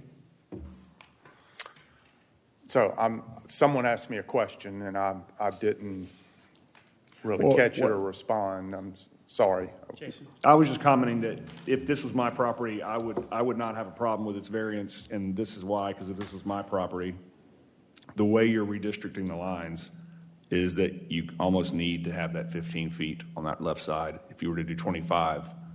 Oh, it's an unbuildable Then you're lot. making the lot unbuildable. Right. So but Width, yes. In width, because you only got 99 feet across the back.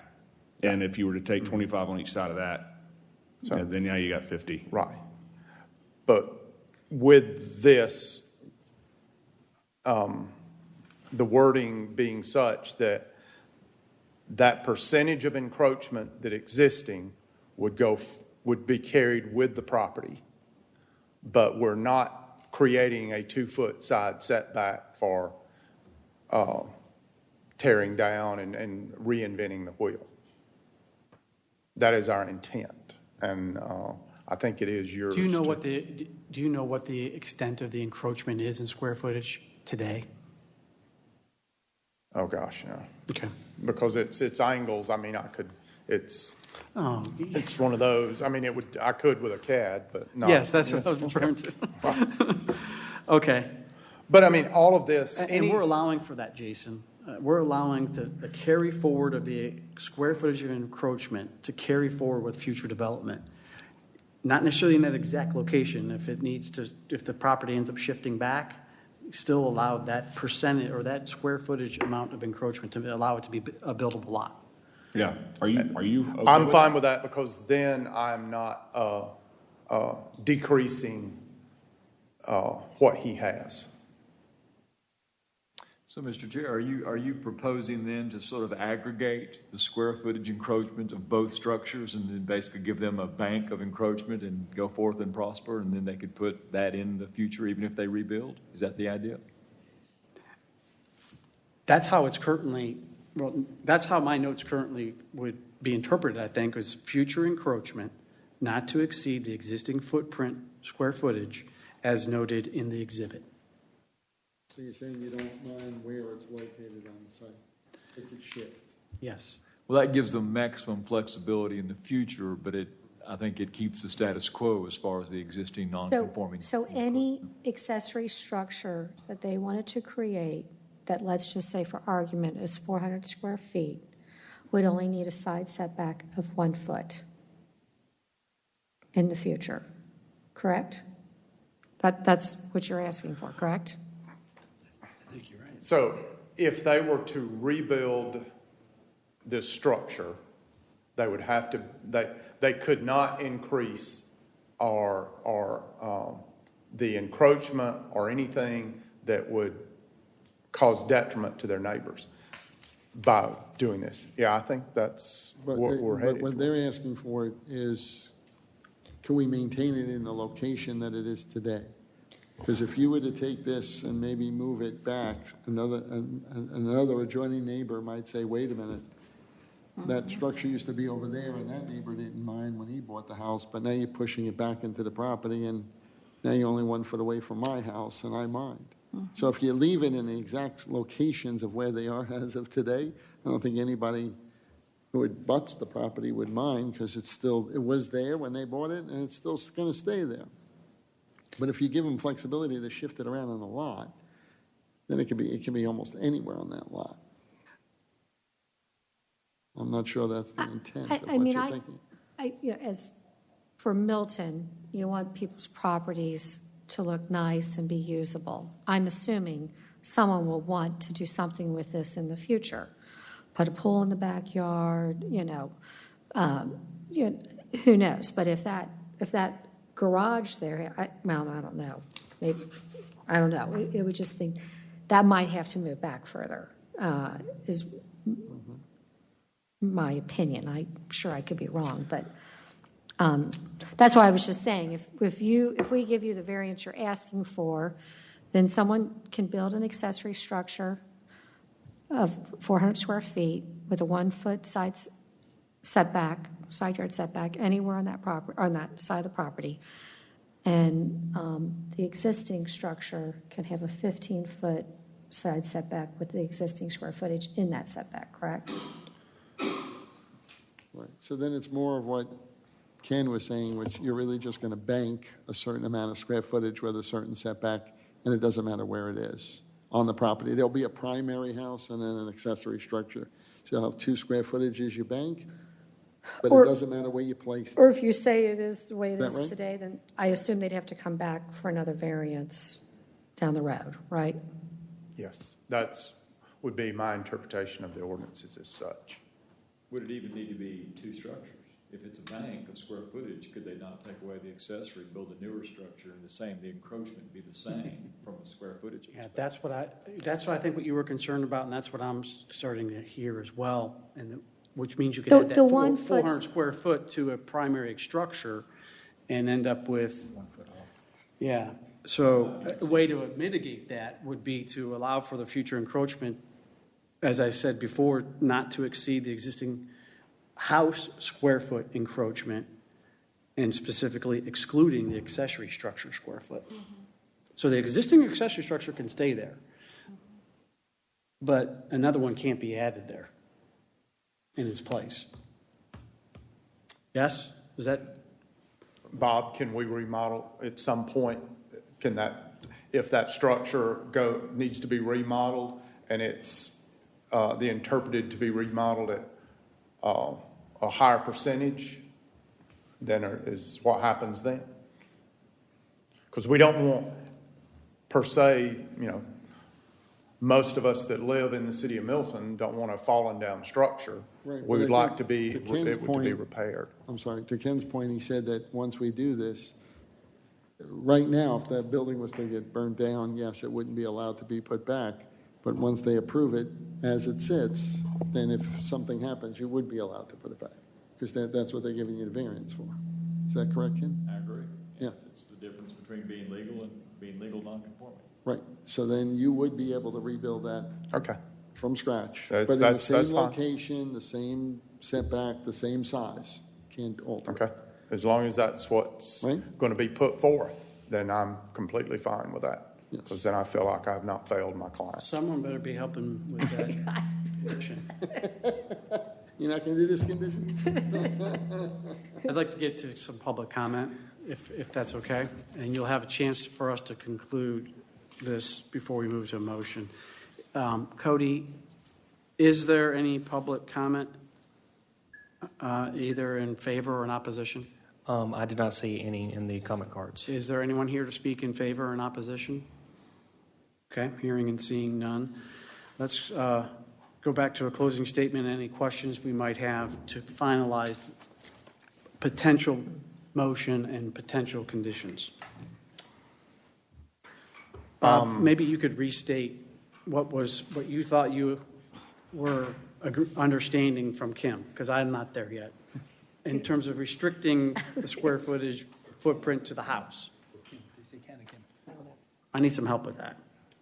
It's my understanding, and maybe Ken can work with me too, is that the accessory structure, size and placement would be legalized, but it would stay where it is and would not be able to be relocated or shifted around on the property. You'd rebuild it if you want to, but it's only legal on that size and in that placement in that setback.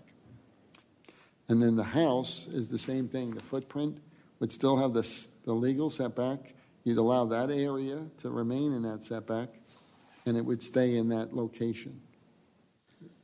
So the square footage of the And house it's that not is square encroaching Yes, would have to remain the same in the future. that's right. In that location, Could not that be square increased. footage. And then you'd be allowed to alter the balance of it. Is that right? Yes. So I think That's that's what really I'm what- hoping comes out of this And that's what I would, iteration. that's what I would I would Okay. feel that that's what his initial intent was. Okay, so I think what I gleaned from that I didn't have before is the encroachment, future encroachment is not to exceed the existing house footprint, square footage, and location. That's correct. Footprint and location. And location, that's correct. But not square footage of the house. No, the encroachment, the amount of Inside encroachment. the setback. And that would exclude the accessory structure. It's encroachment. It's not, so we're not Right. combining. I feel you have to keep them separate. Yeah. Personally, that's my opinion. Okay. You basically would have two motions, two parts. One for the accessory and one for the main, right? Yep. That's what your intent is. We saying that right, Ken? You are, I'm just, it's evolving as we're walking through it. I think I think the board's getting to a good place. I just want to, I'm challenged a little bit about how this gets distilled into a setback variance, though, because we've really been focusing on the extent of the encroachment as opposed to just, literally all we're doing is reconfiguring a line on a plat, which is the variance. What is it, 14 versus 25, right? So I'm trying to figure out how we're going to do that. So I guess the variance will ultimately be granted, the variance request will be granted, subject then to the conditions that you just walked him through. Correct. We're not giving a blanket change to the side setback. Right. The conditions are. Two discrete components of the granted variance. Yes. Correct. Which is what your intent. That was my intent, yes. Not to create a 1 foot side setback line. That was not my intent. Okay. Well, on page 6, it is just, the question is, the 3-site plan was, if we reference that could be confusing which one we're talking to, but if we look at Exhibit A on page 6, then that is exclusive to this site plan. Right, that's the one we should reference. Yeah, Exhibit The A. other one it was just there for, Let me verbalize this one last time to make sure I'm clear with what the intent is of the, so far. The accessory structure size and location is to remain. Future accessory structure build subject to existing setbacks? Is that what we're saying? Well, you certainly could say that, but I thought the expectation was in the future that there could be an additional built accessory structure at exactly the same location that the one presently existing is. I thought That was the intent. I thought that's what we talked about. And if not, yeah. The accessory structure square footage And location. must stay the same. Right.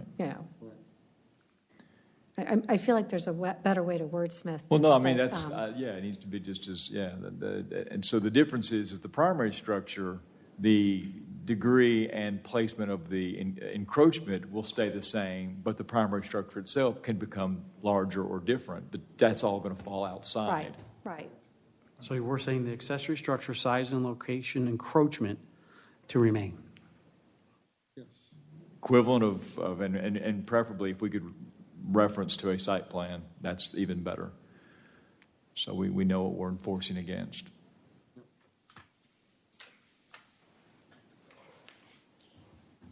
Noted as build, page 6, Exhibit A. Yes. All right.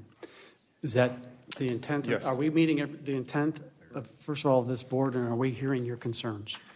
So that was the accessory. Now, the primary, you're saying, again, is the size, location, and encroachment can remain. However, the main primary structure can get larger as long as it's conforming.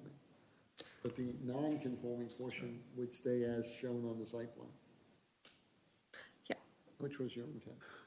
Yes, and the site plan will be, because The site plan. it will be memorialized somewhere because what we're going to end up when we do this minor subdivision plat, we're going to have a variance on the sheet that's going to say, and I can't put the site plan on that minor subdivision plat.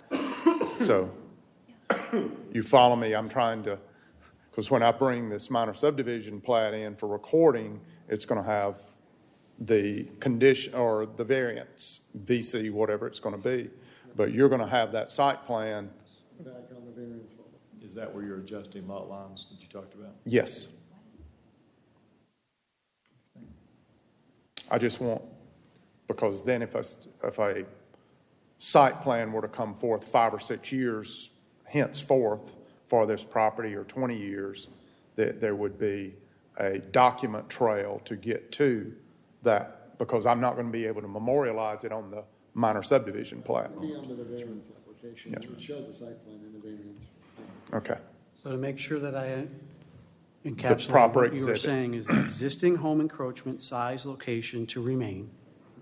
Future home encroachment not to exceed the existing house square foot encroachment and location as noted in the exhibit. Yes. Is that the intent of what we're saying? I would recommend one, I might recommend one addition to that, just because it probably won't be us that are interpreting this. It may be somebody 15 years, and that just you might want to clarify that encumbrance does not work as a restriction on the overall future primary structure size. Does that make sense? There's no limitation. This does not limit the square footage of the existing structure.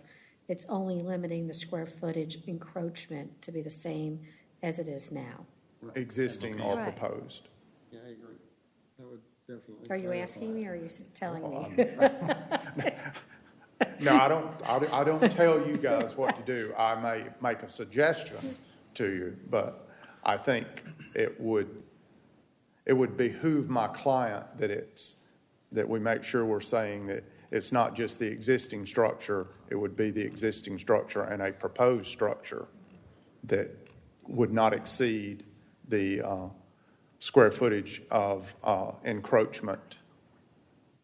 Is that? I'm just trying to help out future staff who are trying to Well, enforce that's this thing, right. because, Interpreting, if they weren't here, right, because it'll be I think it's challenging. fair you have to get, because if that house became, that dwelling became uninhabitable, and you had to tear it down, you'd want to be able to give them the same square footage that they were already in. Give them back to that, give that same square footage back. Yes. And then give them the 400 square feet on the accessory structure, if they so desire. if they want it. Existing home size location to remain. Future home build side yard encroachment not to exceed existing house square foot encroachment and location. Isn't that cover it? Not location on the house, that's the confusing part. The square footage, because the floor plan could change on the house. That's right. The Yeah, location of the accessory structure would not change, so it's a two-parter. My personal opinion is if they need to move the house a bit, I don't think it square needs to footage stay in moves that with it. exact same spot. But we don't want it to have a whole lot of house in that encroachment. Got it. I think. That's so- my opinion. So let me And restate this. it gives the Wow. reviewers in the future a chance. If you limit them, sometimes it doesn't. I know what you're trying to accomplish, but if you force because we don't know what the footprint would be. Right. Being able to shift it might make better for the neighbors, the neighborhood, Right. everything. So what I heard, I think was correct in that we're limiting the location of the accessory structure or any future accessory structure to the existing location and the amount of square footage. We're limiting the existing residents or any future residents to not increasing the encroachment into that side building setback square footage. Yes. Yeah, I think that they should have flexibility, when they're designing a Okay. new house, whatever. Can I take a shovel? Yeah, well, we'll get, are you done? Any further questions? We beat that horse dead? I'll note for the record that the public comment hearing is closed, and I would open the floor for a motion and a second. Todd, you're in charge of the motion. I'll make a motion on behalf of this board to approve V19-012 14915 Thompson Road, to reduce the side setback from 25 feet to 14.5 feet for the existing residence and 1 foot for the accessory structure, with the following two conditions. The accessory structure size, location, encroachment to remain, as noted in the as-built plat, Exhibit A, page 6. Existing home size, location to remain. Any future home build side yard encroachment not to exceed the existing house square footage encroachment as noted in page 6, Exhibit A. Do I have a second? Second. Is there any further discussion? I think it's important from a discussion standpoint to reiterate how we're evaluating these variances according to the four considerations. There's certainly, we understand the spirit and intent, and we're not going against the spirit and intent with this grandfathering of this existing non-compliant structure. And we're also protected for the future by some of the limitations in our conditions. Certainly extraordinary conditions specific to the shape and size of this property and how the house is sited on that. This does not cause substantial detriment to the public good as it existed and as we're limiting it going forward. And public safety, health, and welfare are in fact secured and substantial justice is done. Any further discussion? What was the beginning of your motion? Were you limiting The accessory structure size and location. No, the house part. Oh, existing home size and location to remain. Meaning we're saying that the existing encroachment as is noted is fine. But I don't think that's what your motion's saying. I think your motion's saying the existing size and location of the house has to remain the same. I thought we were just talking about the portion that was encroaching needed to remain the same. Square footage that was encroaching. I thought that was the second part. Once he got past remain, then I thought it was the explanation about future structures. Right. That's So the intent of that first portion of existing home size and location to remain says essentially approves the side yard setback from 25 feet to 14 and a half. Okay. The second part of that, which is any future home build being side yard impact being limited to the amount of square footage impact as exists today. Okay. Yeah, that's what I thought. Yeah, I'm good with that. Let's vote. Any further discussion? Thank you for your clarification and help on that. I don't know if we worded it still. Just on your page 6, could you make sure you put Exhibit A for clarification? Yes. Thank you. Sorry.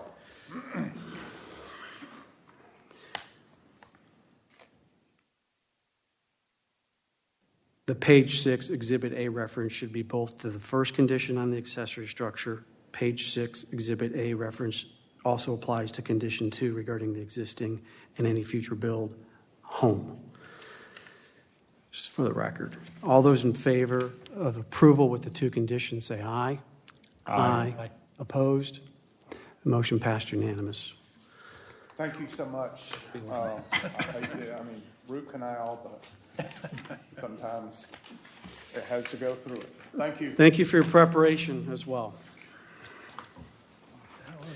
The next item on our agenda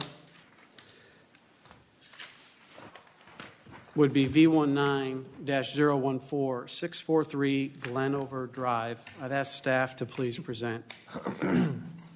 Petition number V19-014, 643 Glenover Drive.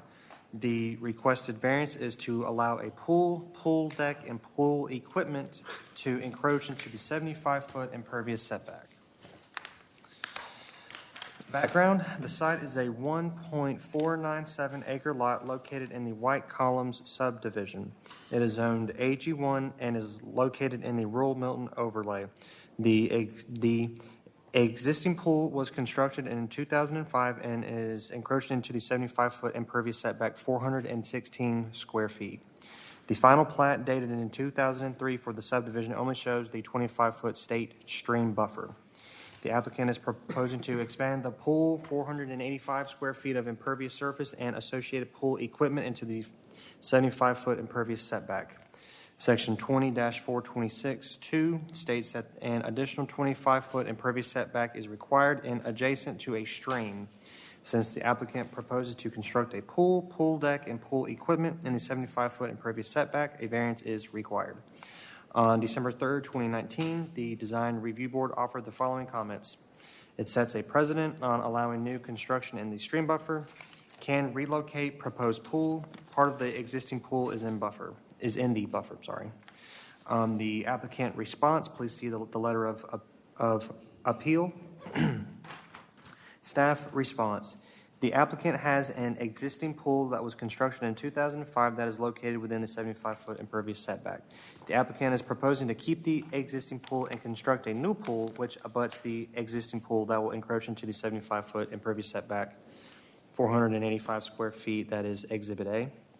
The applicant can demo the existing pool and construct a new pool without encroaching into this impervious setback. The applicant has not demonstrated that there are such extraordinary and exceptional situations or conditions pertaining to this lot that the literal or strict application of the ordinance would create an unnecessary hardship, since the need for this variance is based on having the proposed pool, pool deck, and pool equipment in the 75-foot impervious setback and caused by the applicant. Allowing the pool, pool deck, and pool equipment in the 75-foot impervious setback will cause harm. Public safety, health, and welfare will not be secured, and substantial justice will not be done for the surrounding properties. Staff recommends denial of this request.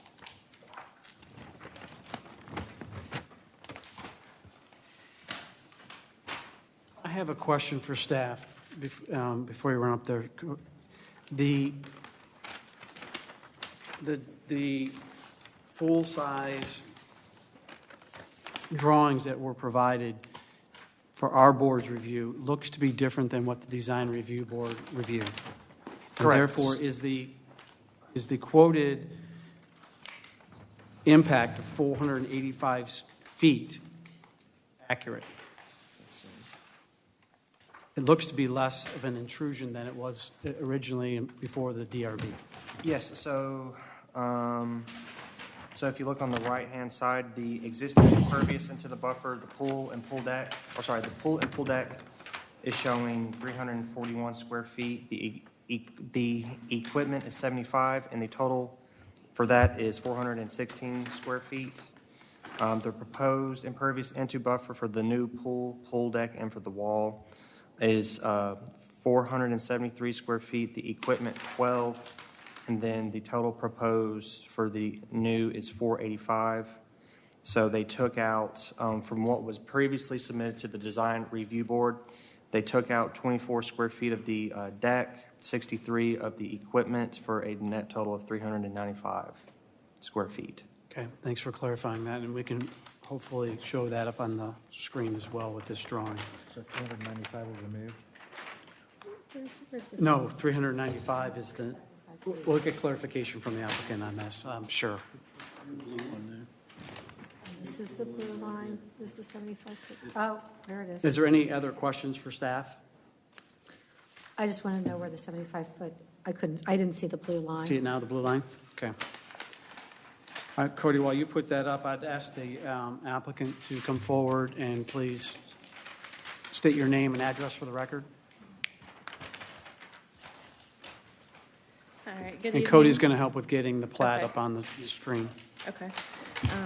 And I also have something too that might be like a screenshot. But my name is Ashley Barton. I'm with Georgia Classic Pool.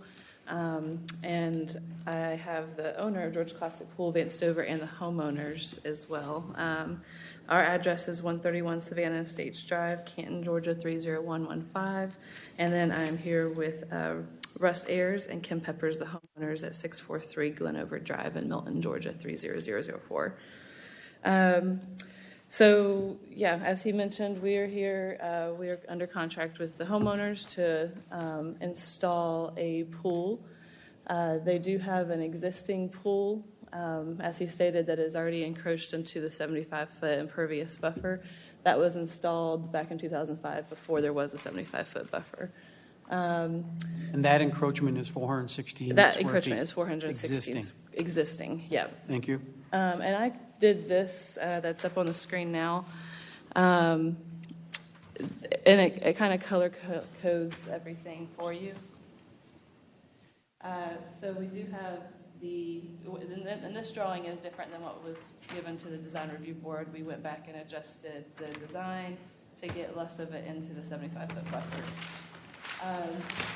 So what we have here in the orange is the proposed into the buffer. Sorry, we have two different drawings, so Okay. go ahead. So the orange sections here are the additional square footage into the buffer than what's already existing.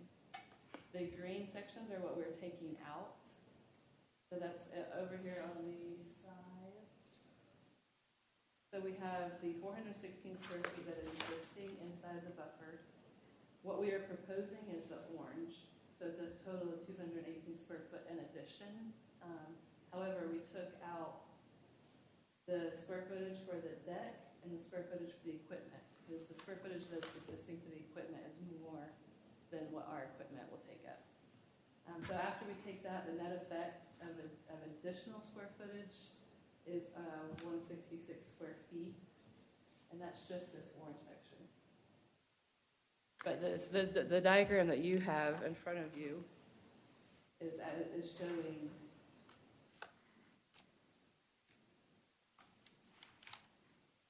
We just kind of broke the numbers down a little bit more. And you're counting those walls in the Correct. impact as well. Thank you. Yeah. Am I not seeing something correctly? Isn't the pool equipment inside the 75-foot? It is. The current existing pool equipment is 75 square feet is how much their equipment is taking up right now. When we demo that equipment to install the new equipment, our equipment will take up less square footage. So we kind of did the net effect of taking that square footage out, but adding in the square footage of our equipment is going to give us essentially 63 square feet. So, but the pool equipment's staying where it is. It's just going to be a smaller footprint. Yes, yeah. Okay. And you came up with these alternatives since the DRB in working with staff as well? Joe Dover was the designer.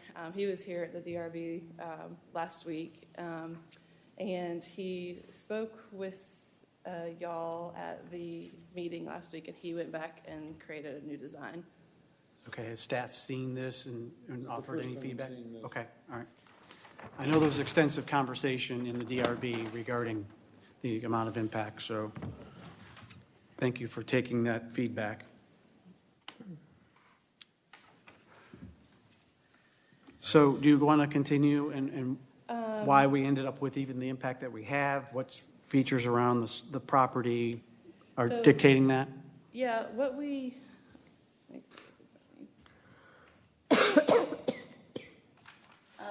I feel like where we did move the pool some, so where we weren't encroaching that 70-foot setback as much, but I still feel like we're a little bit locked in because the septic system is off to, if you're looking at it on the left side of the property, and then on the right side of the property is that 75-foot buffer that kind of goes up. So where we're at, we're kind of in a place where we can't move anywhere else. That's kind of the location, or that's the reasoning for the location. They wanted the whole double pool effect, and so we are essentially putting a pool spilling into their existing pool. That's just the design that we were going for. They do have that existing pool, and instead of demoing, we thought the design was to add onto that. We will be demoing the pool deck, but the part that's going into the buffer is the pool and then those two small walls.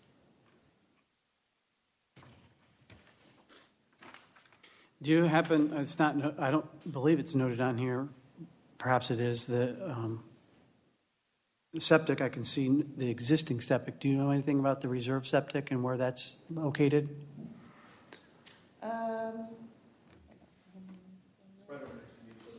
Next to the equipment. And going out to the front yard? Is this the box that we see here in the upper right next to the house?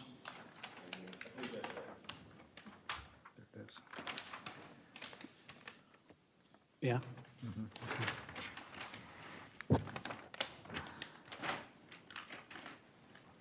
Other questions based on this plan? Yeah, I have a question.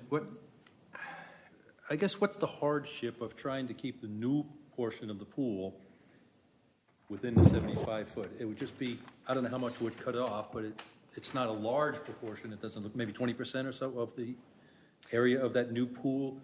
Yeah, Why would you, is it just aesthetics or something? Or what's the rationale you wouldn't try to keep that new pool inside or outside the 75-foot buffer?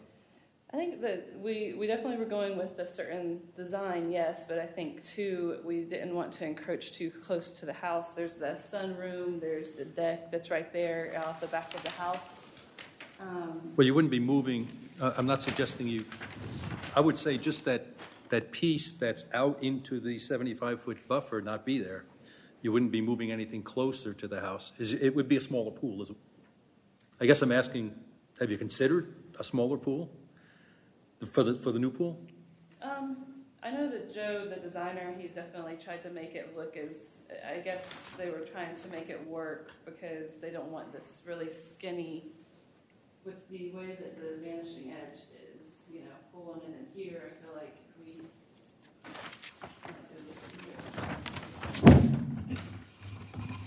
this section right here is obviously the section that would be cutting out. I guess it's just the look of the pool and making it look even. Then it would just be this small section that would be connected, that would be cutting this out. I guess just, aesthetics and the look of the whole design, wanting it to look appealing and look good in these homeowners' backyard. They've got this large, beautiful house, large, beautiful yard, and we just wanted to make it look proportionate and even as far as the design aesthetic of it. And just one other question on the paver encroachment. Is that, I always get these words mixed up, is that pervious? Is that the right way to say it? Is that pervious pavers? The paver encroachment? I mean, it's, yeah.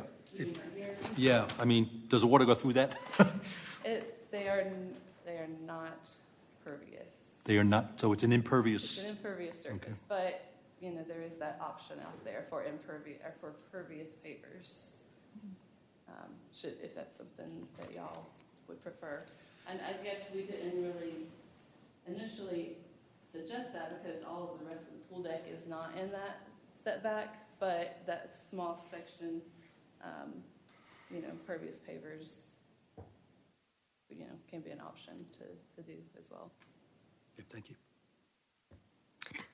I'm sorry, now in this picture, is the orange staying or going? Is the orange staying? Yes. Yes, that's what, the orange over here on the deck, that's where we're extending the deck, or not extending, but that's just a part of the deck that's in the impervious setback. And then this orange with the walls. So that's the pool, and then there's two walls off of the pool. That blue line seems a little light to me. It is, I know, I'm sorry. What I think the applicant was attempting to do on this drawing was to try to balance. They're trying to claim that they're going to reduce some of like the pool equipment encroachment area into the 75, and that sort of gives them a credit on the new proposed area. That's really what this is trying to demonstrate, that they're trying to balance the two items. You heard some references in the DRB to a percentage of encroachment being excessive. I heard 95%. I don't know if those are accurate or not. What is the percentage of encroachment on the new pool, strictly the new pool? I don't have the percentages. I just calculated the square footage, so I don't have the percentage number. But yeah, that's why I personally was not at the DRB. That was our designer. I was not able to make it, but I don't have the percentage number. Well, maybe one of you guys can do some quick calculations, and we can understand that as we continue the hearing. Okay.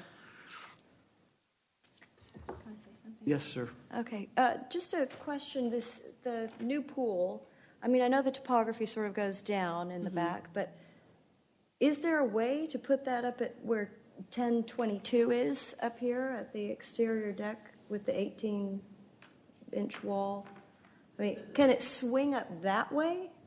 You know, and that would keep it completely out of that buffer zone. Or moving it closer towards the steps, Yeah, I mean, down just from the upper just ter- up upper- here, yeah. which would reduce the amount of decking, pool decking. Yeah, it would. I guess the only obstacle I see is just that deck, but I guess just depending on how close we were able to get to that existing deck that's off of the back.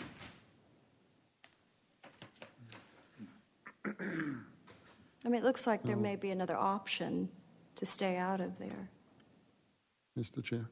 Yes. So when staff looked at this, staff's perspective, and the reason we recommended denial was because we said, look, we certainly work very hard to make sure every homeowner can get a pool in their yard. And this homeowner has a pool in the yard. This is a secondary pool put down. I think it's because they don't want to take the old pool and demolish it because of the financial burden. So they're just adding a second pool. So it's really like we're putting two pools into the backyard.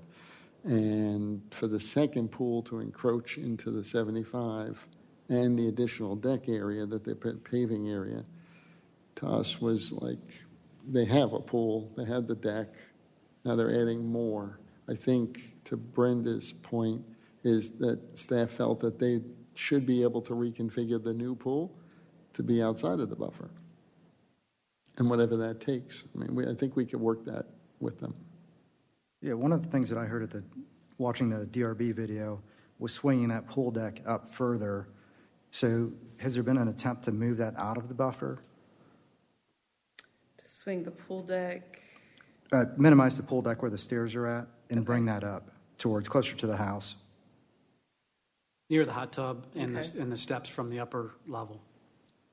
Are you talking about 1022? Moving this whole thing up here. Yeah, that's why I was saying Yeah. 1018 to 1022. I guess Just swing it up. we run the risk of solutioning here on the fly. Right. We don't need to do But that. we're That's just not really talking- what our purpose is. No, but just to say, it looks like there could be other options. Yeah, and what we're struggle with is we evaluate all of these cases. There's 4 considerations, and you have to meet all 4 of them. And one of them is size, shape, and topography. I'm paraphrasing. In situations not caused by the variance applicant. And so this is self-imposed because it's an addition to what's already there. That's what we are having to weigh in our minds as we evaluate this. Is that clear?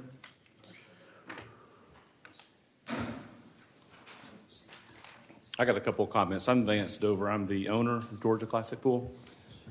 I don't have the actual percent, but I know this is a scaled drawing. So I think at the DRB they made a comment about being 95%. It's nowhere near that at all. I mean, just graphically, you could look at it and say it's probably maybe 30%. As you were talking about, you're correct. The orange represents, I guess, the addition, and the green is the deletion. I feel like they were definitely grandfathered with the pool originally back in whenever it was built, right? There was no 75-foot setback. So the total net effect, if that is sort of grandfathered, the total net effect is we're adding 116 square feet into the buffer. And you're right, we could definitely make the secondary pool, we could make it smaller, we could push it up against the house, but these people have a very beautiful home in Milton. They got 1.5 acres, and the whole idea of just squeezing something up against the house, I think aesthetically doesn't make a lot of sense. Now, if they were on a 1/4 acre or some tiny little house, it would make sense. But they're going to add value to the neighborhood, the street. They got letters from the neighbors, so they got full support of everybody all around them. So I hear what you're saying, but I also don't see how it's hurting anybody either. So. Well, that's, we take the streams pretty carefully here. Yeah. So let me ask you some questions Okay. regarding the design of the pool. Okay. Is this a saltwater pool? It is. And how are you managing potential overfill situations in terms of runoff? Well, we can definitely run that into like a water quality device if that's necessary. That's a mitigating situation we could do.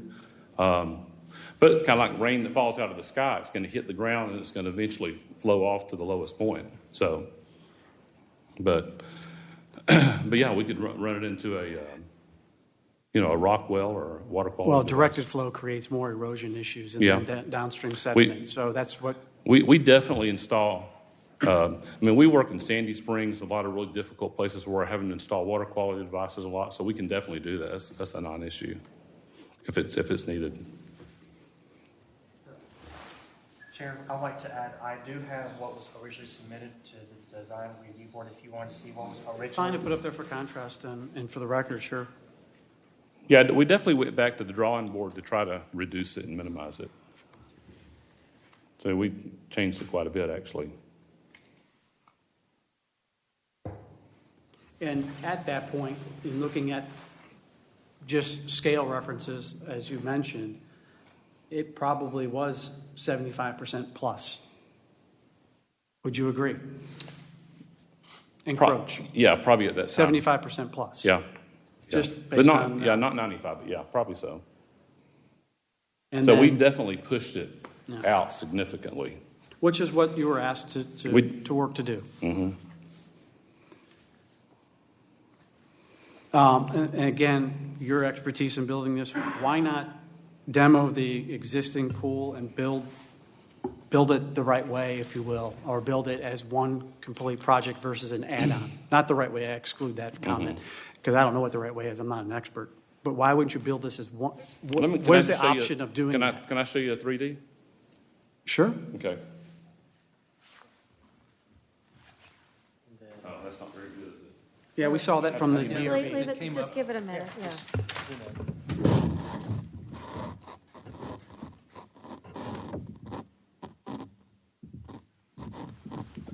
We're the second largest pool builder in the state, and we consider ourselves the best pool builder in the state. And we build beautiful designs. I think we're the largest pool builder in Milton, and we build beautiful backyards. These people have a beautiful home, and that's what we're going to take their old, plain, no offense, but sort of ugly pool, plain pool, right? And an option was to remove that pool. That's definitely an option. And then we thought, wait a minute, well, I think we could make something pretty cool here. And you have to admit that's a beautiful project. So, but you're right, we could eliminate the pool. But they have an acre and a half. If we need to do we're only adding 100 square feet to the 75 foot, not 50, but 75. And if we need to do any mitigating circumstances, if we need to go to a pervious paver, we can do that. We can definitely install water quality devices. We can do anything to make up for that extra 116 square feet. But you're right. We could definitely do what you suggested. That's an option. These people would prefer to have that. Okay. And the applicant's here, so I do have a question for them. You mentioned the fact that this was built in 2005 prior to the 75-foot setback being put in place. When did these how long have you owned the home? Since July of last year. So just for the record, you probably won't pick up on the mic. So you purchased this a year ago in July. July of last year, yes. All right. Okay. And are you from Milton originally, or did you relocate to the area? Relocated to the area. Okay. It's gorgeous. Okay. That's all I had.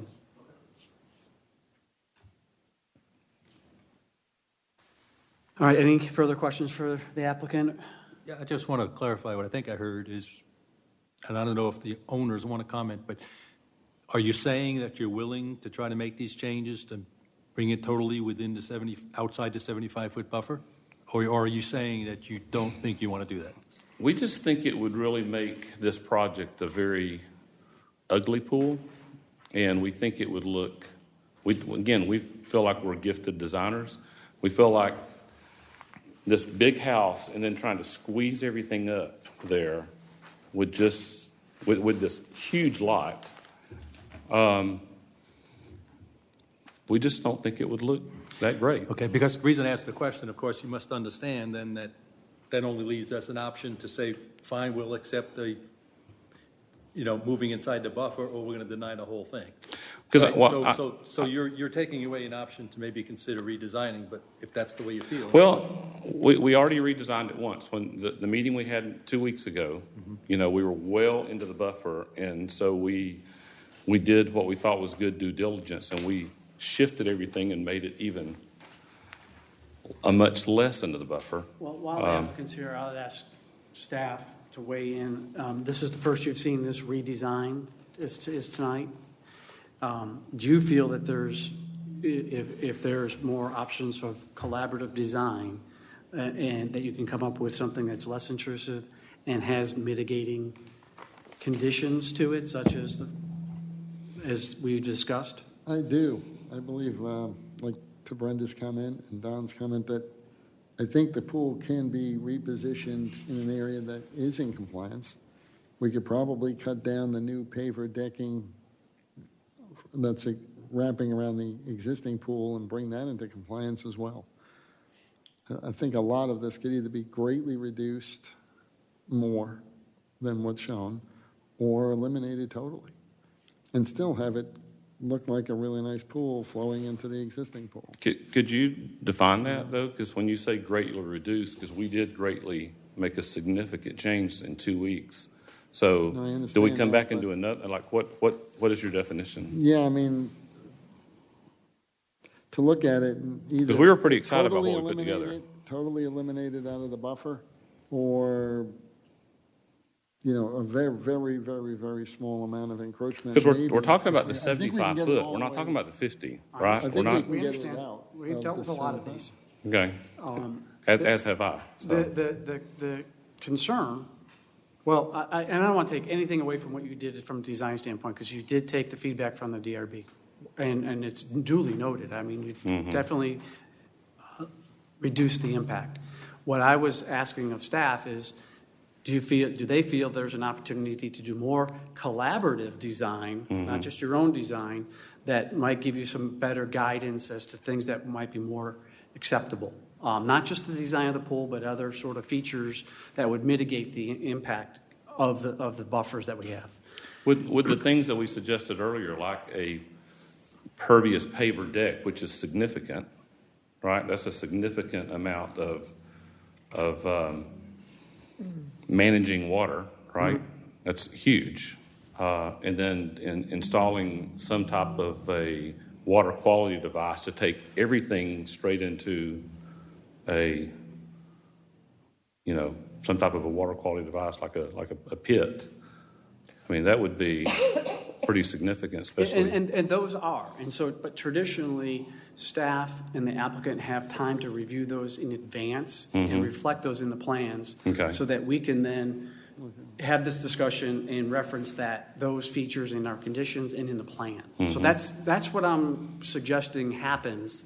I think you did part A, which was do what you could on your own, and now maybe part B would be to refine it, that last portion with staff before it comes to us, versus us trying to solution it here.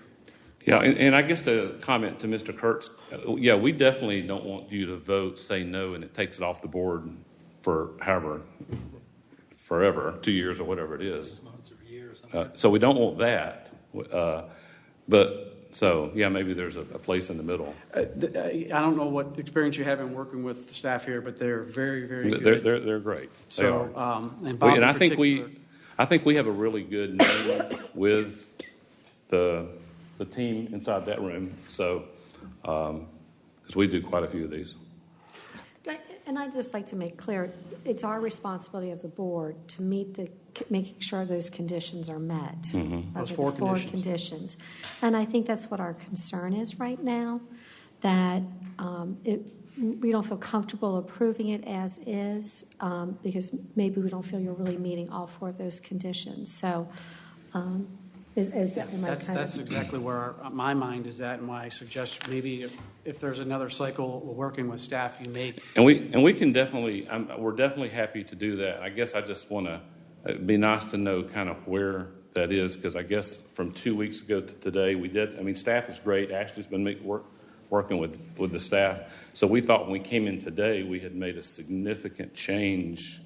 So we were surprised that staff recommended denial, because we thought we'd made a significant change in 2 weeks. So. Well, but hear what Kim had to say. I mean, we have to meet those four conditions, and we're not quite there yet. Okay. At least that's the impression I'm hearing based on the discussion. Mm-hmm. And I think the denial, maybe I'm wrong, were you not aware of the changes that were made?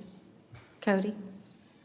We were, but like the chair said, we have to think about all four considerations when we write it. So, Okay. And staff's willing to help, aid, guide, do whatever we can, because the less variances we get, the better. We're here to help any kind of variances come through here. And yeah, I mean, me and Bob, and we can get other staff to sit down and not fully redesign it, but give kind of some guidance on what we're truly looking for to make it the best product that you can get. And I'll say, what part of my line of questioning in terms of the ownership cycle, prior case you heard was 1975 grandfather sort of situation, Mm-hmm. bringing it into compliance. This situation moved into the area and should have, through due diligence, understood what the boundaries were in terms of setbacks. It's not, you don't understand. Mm-hmm. So although the first piece was built in 2005, that is essentially a grandfather. But any additional is really incumbent on the homeowner to understand the setbacks. Yeah, and I guess I just want to make sure I understand, because again, we've now gone to 160 square feet. So is the expectation that we have to be at zero, like nothing can be allowed in the buffer? Because I mean, there's definitely been pools built in the 75 foot by me and other pool builders. So are we saying we have to get out of the buffer completely? I think working with staff, you'll be able to get better guidance as to what's more acceptable. Okay. I don't know that we can provide that guidance here. Okay. But just to understand my confusion, because we've gotten so far out of it, and we're still saying and we're I not can there. I can appreciate your frustration, and you have moved in the right direction.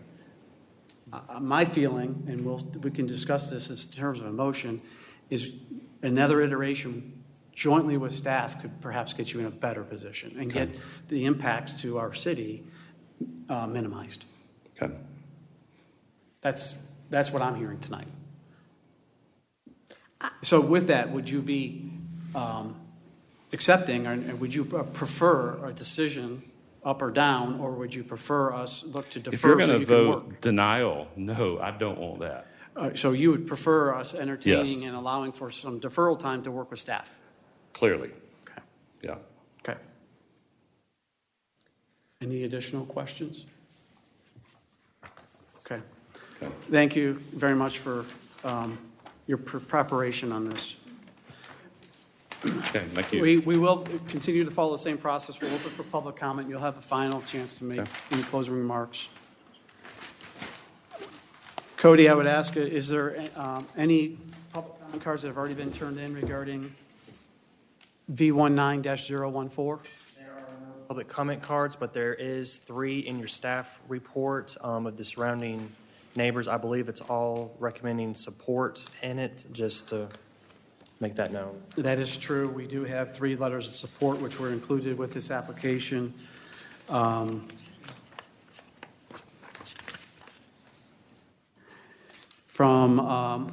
Mr. Eves at 635 Glenover Drive, from Mr. McDonald at 648 Glenover Drive, and from Mr. and Mrs. Hayden at 636 Glenover Drive. They were all in favor of I would note that Jim and Donna Hayden made note that their concern was appearance of this improvement pool from the street. If there was none, then visibility from the street, they had no objections. So we have no written public comment cards. Is there anyone here to speak in favor? Is there anyone here to speak in opposition? Okay. Hearing and seeing none, you have an opportunity for a closing comment before we move to an motion in a second. Thank you for your, sorry. Just thank you for your comments and, yeah, thank you all for your time. Okay. With that, I'll make note that the public hearing comment portion is closed, and I'll open the floor for a motion and a second. I'd like to make a motion on petition number V19-014-643 Glenover Drive to allow pool deck and pool equipment to encroach in the 75-foot impervious setback. I'd like to make a motion to defer to the next scheduled meeting. I'll second. Okay, we have a motion and a second. Any discussion?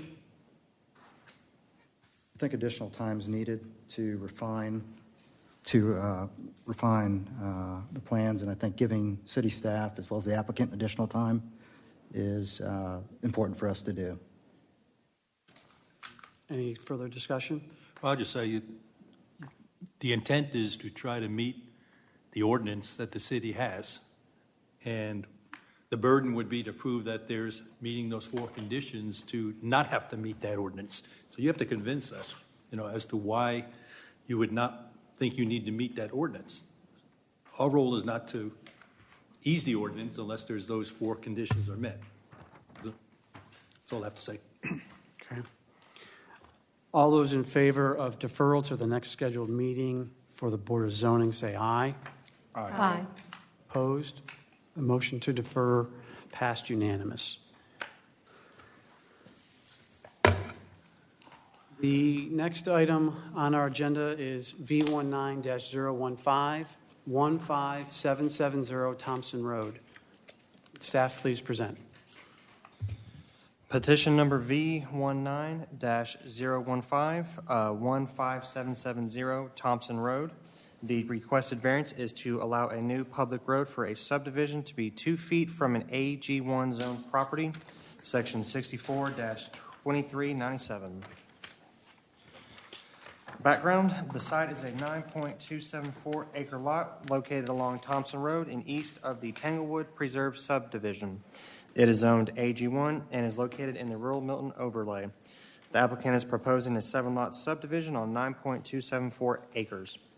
Section 64-2397 states for new public and private streets must be located a minimum of 50 feet from any peripheral property line adjoining AG1 and residentially zoned property unless interparcel access.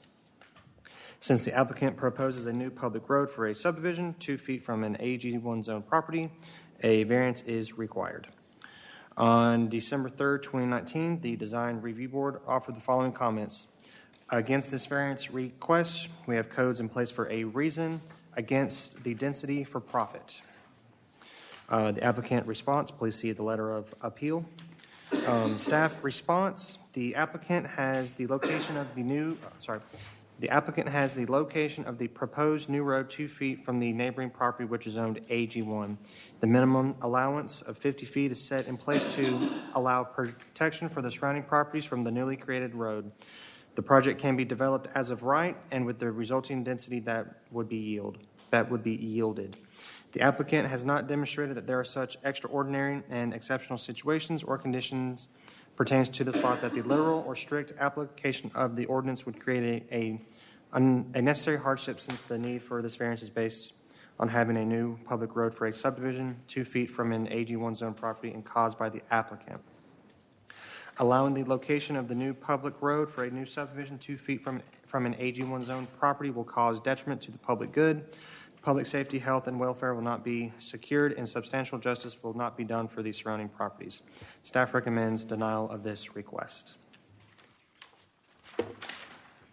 Okay, before I get too much further along, is there a need from anyone for a short recess? Good. We're good? Okay. Are there any questions for staff?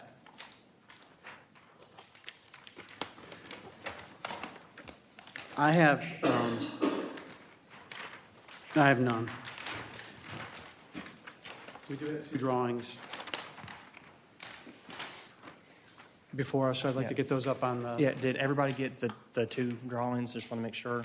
If we can get those up on the screen. And that Small one and a big one. the applicant would please come forward, state your name and address for the record. Yes, it is.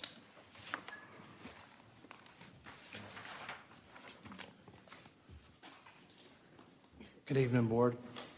For the record, my name is Richard Duncan. I am the representing the applicant of this 1570 90 Thompson Road, case number B1905. I got this on a Facebook, if you'd rather have it on that. Yeah, we put it on there. Or you can do it on that, either one. Do you have the large one on there? I got whatever was emailed to me by engineer. You want to go flash on? Yeah, let's go flash drive. Okay. Be clear. Okay. Thank you. Okay. As I stated, I am the applicant. At the planning meeting, I think the intent, they thought that I was trying to ask for this variance for a reason of trying to get 7 lot versus 6 lots, because that by putting that road up against AG1, it does eat up about 1 acre of land. But that was not the intent of the applicant in this at all, because as we have presented, I actually talked to are you the architect? I didn't actually get to meet with the architect, but we spoke on the phone and wanted to show him that, and I've met with Cody several times on the plan that we submitted and the new plan, that if it's not approved, that this can be designed already with 7 lots on it also, just like it is. So it was not the intent of the applicant to get 7 lots to maximize it, even though we do like to, everybody does like to maximize the property. But the intent, the applicant owns the property next door to it, and he bought this piece of property to help the integrity of his home and the adjacent homes next to in Tanglewood that adjoin it. By putting, if you put the, I need to see the one that can be done As of right. as of right. That's right. All right. So I'll just. All right. And both designs meet all requirements other than the variance I'm asking on the one, but this layout does meet all the setback requirements, the lot size, 1 acre lot size. Matter of fact, Cody had mentioned to me that when he looked at it, some of them didn't actually say 43,560, and I made my engineer correct that mistakes. So they all did meet the minimum 1 acre thing. But if you look at lots 1 and lots 2, first of all, lot 1, like I said, the applicant was trying to avoid any, he didn't want any houses that backed up to him. That's why he was willing to put the road right up against his property to make it where he didn't have any lots that joined him.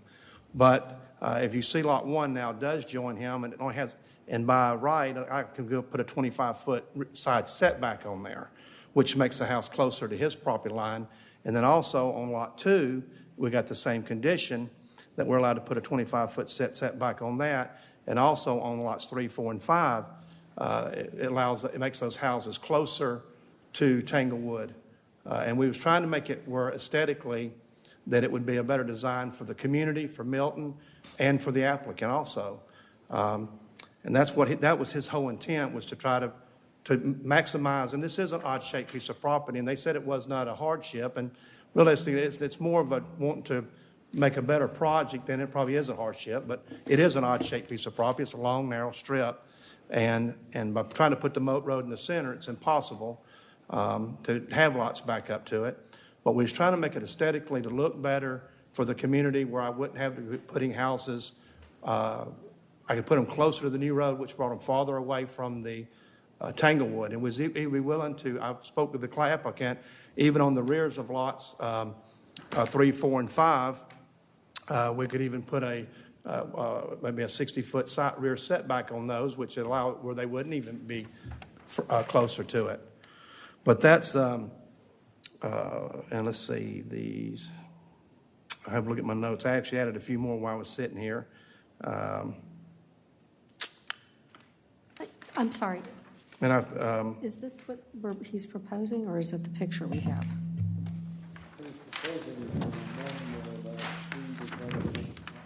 Okay, but that's not what we're looking at here. Right, so what we did was originally the applicant came in and showed the street right up against the property line, which spurred the request for the variance. We asked the applicant, look, can you show us, if we were to do it as of right, how it would look? And he's demonstrated that he could put the road in as of right, and whatever the lots yield, it's as of right. It doesn't need a variance. If it's as of right, staff's attitude was, okay, it's as of right, you got it in, right? But there's no reason to show it against the property line other than the fact that the applicant's stating that he thinks it's just a better development, right? Is that correct? that's correct. I think Am I saying that by right? doing the variance allows for a better development for my applicant, I believe the folks in Tanglewood, which allows those houses to be further off of them. Plus, I think it's a better aesthetic outlook for So the the for picture Milton you're community. showing us right now, you're showing us what would be wrong with doing it Yes, the right ma'am. way. Yes, ma'am. Okay. I'm showing you, Okay, so- based on what it can be done as right Okay. now, that it allows me to put the 25-foot setbacks on lots 1 and 2, which puts those houses closer to both property owners adjacent to lots 1 and 2. By doing the variance, by putting the road where we want to put it, it allows that not to happen. Plus, like I said, we would be willing to put on those lots, if the road was like it was, all the lots 1 through, I think it's 5, we would put a 60-foot rear setback instead of a 50-foot rear setback on them. That even, that keeps anybody from even putting that closer to those property lines. But finishing up, I personally feel this is a more desirable project for the community, for the residents that back up to it. And that's why I'm seeking your approval for this application tonight. So thank you for your consent, and I'm open for comments, whatever y'all want to ask me about it. Does the owner of the property own the entire length to the right of the roadway? All the way back? He owns everything to the east of the property. He owns, 24, 25, 26, 27? no, ma'am, that's to the, I'm sorry. unless I've got it upside down, it's to the east of it. Yeah, he owns the property to the east of it. All the way? The whole way. Yeah. Maybe it's a silly question, but economically or whatever, for whatever reason, does the owner of the property, has he considered? Yeah, he didn't buy this moving the piece of line or property. something? Well, he didn't buy this piece of property to have to give up more of his own property. He's just built a big, large house out there. If you go up Thompson Road, you'll see the new house that has been recently put up there in the last, I guess, year or two that he's built. And that's one of the reasons he bought this piece, to help the integrity of that area, to keep somebody from putting some kind of other project. Because Trayton has just put a new project there too, which is Tanglewood, and they want to try to keep the integrity there up against his home and all. It would just be a 50-foot strip, right? I mean, Yeah. isn't that what it would be? Or less than that, whatever, yeah. Yeah, in some places less than that. On what? It would just be a 50-foot strip going would- you down. would have to give That's up. what you would need is 50 feet. That's correct. That's what Yeah. I'm So showing on. that's That's what I'm showing on the redesign. Yeah, so that's all he would give up. If he moved the property line, it would just be 50 feet. Yeah, but right? he bought that property separate. He bought that originally. Right. Originally to build his house on and leave it like that. He didn't buy it because there's already trees planted on big. I think they're Leland cypress that I think the actual prior owner of this piece of property had put some kind of soccer field in there, and I think y'all had some kind of condition on that. And matter of fact, that's why there's trees that run down both sides of the piece of property now. Not cryptomeras, but what's those other ones that nobody likes? Leland cypress, all the way down both sides of the property, adjacent to this piece of property. And by doing that, then he would have to tear all those back out and replant it. And he didn't buy this piece of property. Like I said, he bought it because to keep somebody else from developing it and putting something beside his house. So And just- that's the reason. if Like I could just said, follow up my question, just to clarify, so the only person or persons affected by that road being closer to the right side there is the current owner? That is correct. It's one owner, one property, nobody else will be affected? That's correct. Okay. That is correct. He Unless he owns all the moves. property. Well, that's, yeah, well, I know, I'm currently. How big a property does is the current owner have? You know, I meant to ask him how much he owned. I don't know, but it's a good-sized tract. And he's got his house almost, I guess, dead center of it, it looks like.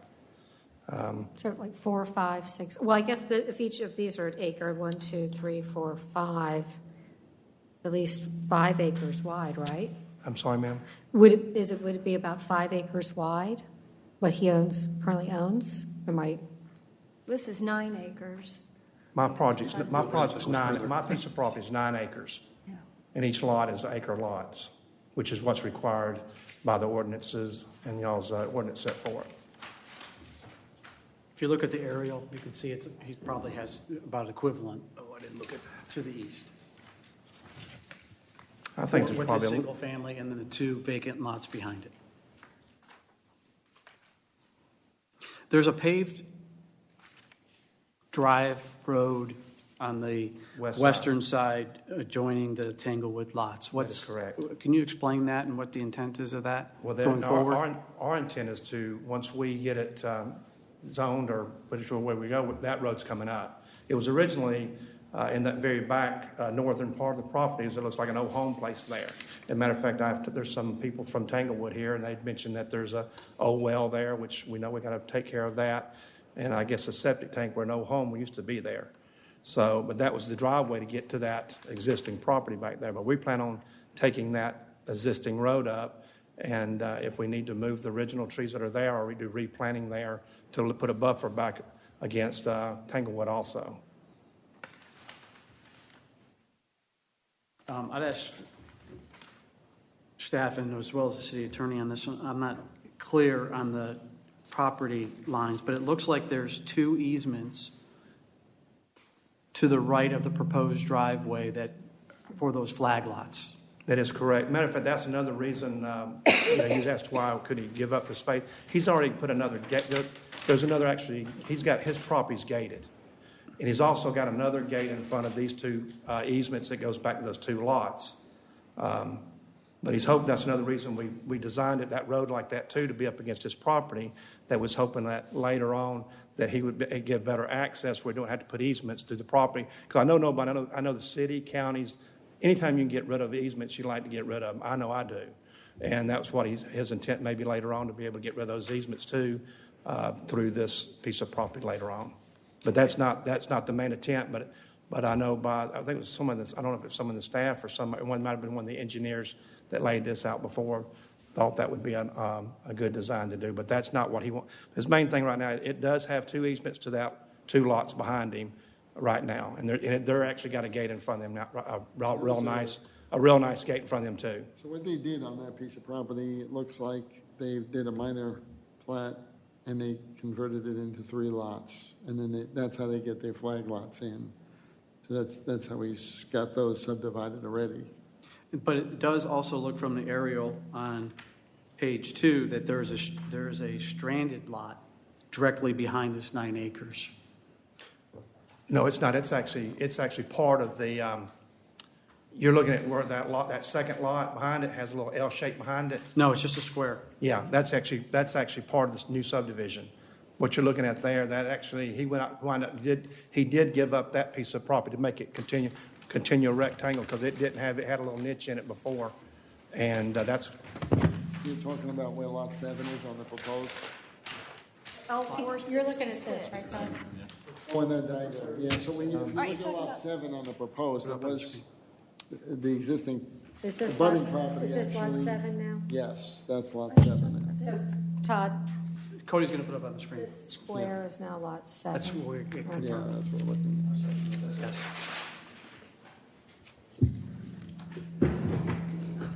So what is currently outlined in red extends further back. Where's my glasses? I think it just includes the square. That's L466. Yeah, if you're looking, yeah, that area right there is actually part of the property originally. That box, can y'all see where I'm pointing from here? That box right there was part of it was actually two parcels, but that was actually part of the original property he bought with this whole shape like that right there. And then if you see the property, his lot, the second lot back there, L shapes behind it. Yeah, this actually extends all the way back to there, if you need me to point it to there. Yeah, So what? This little box right here, this box here. Yes. Was actual part of the original piece of property that we bought right here. This actually goes in there like that. That's how it looked originally when he bought it. Okay, but he wanted to make it completely rectangle. So we went ahead and made it, he added, took out of this lot. Go ahead, we drew a line to go ahead and make that. We added to it also. So that's where, on your drawings, that's where, Our drawings that are submitted has that on it. It's, So the red box is incorrect. that's lot 6 and 7. the red thing here is incorrect. All right, thank But you. my drawing is correct. It's drawn the way that encompasses both parcels, things that you're asking And so in about. theory, those parallel lines go straight Yes, ma'am. back. But it's extended a little further than what's on that, Okay. this thing we're looking at right now. Yes, ma'am. All right. Do we have any input from public safety regarding the access for this proposed road? I noted elevation changes on the road there, where you're essentially coming over a crest. Was that reviewed by public safety? Public Works would review the road. Sorry, Public Works. They would review the road, and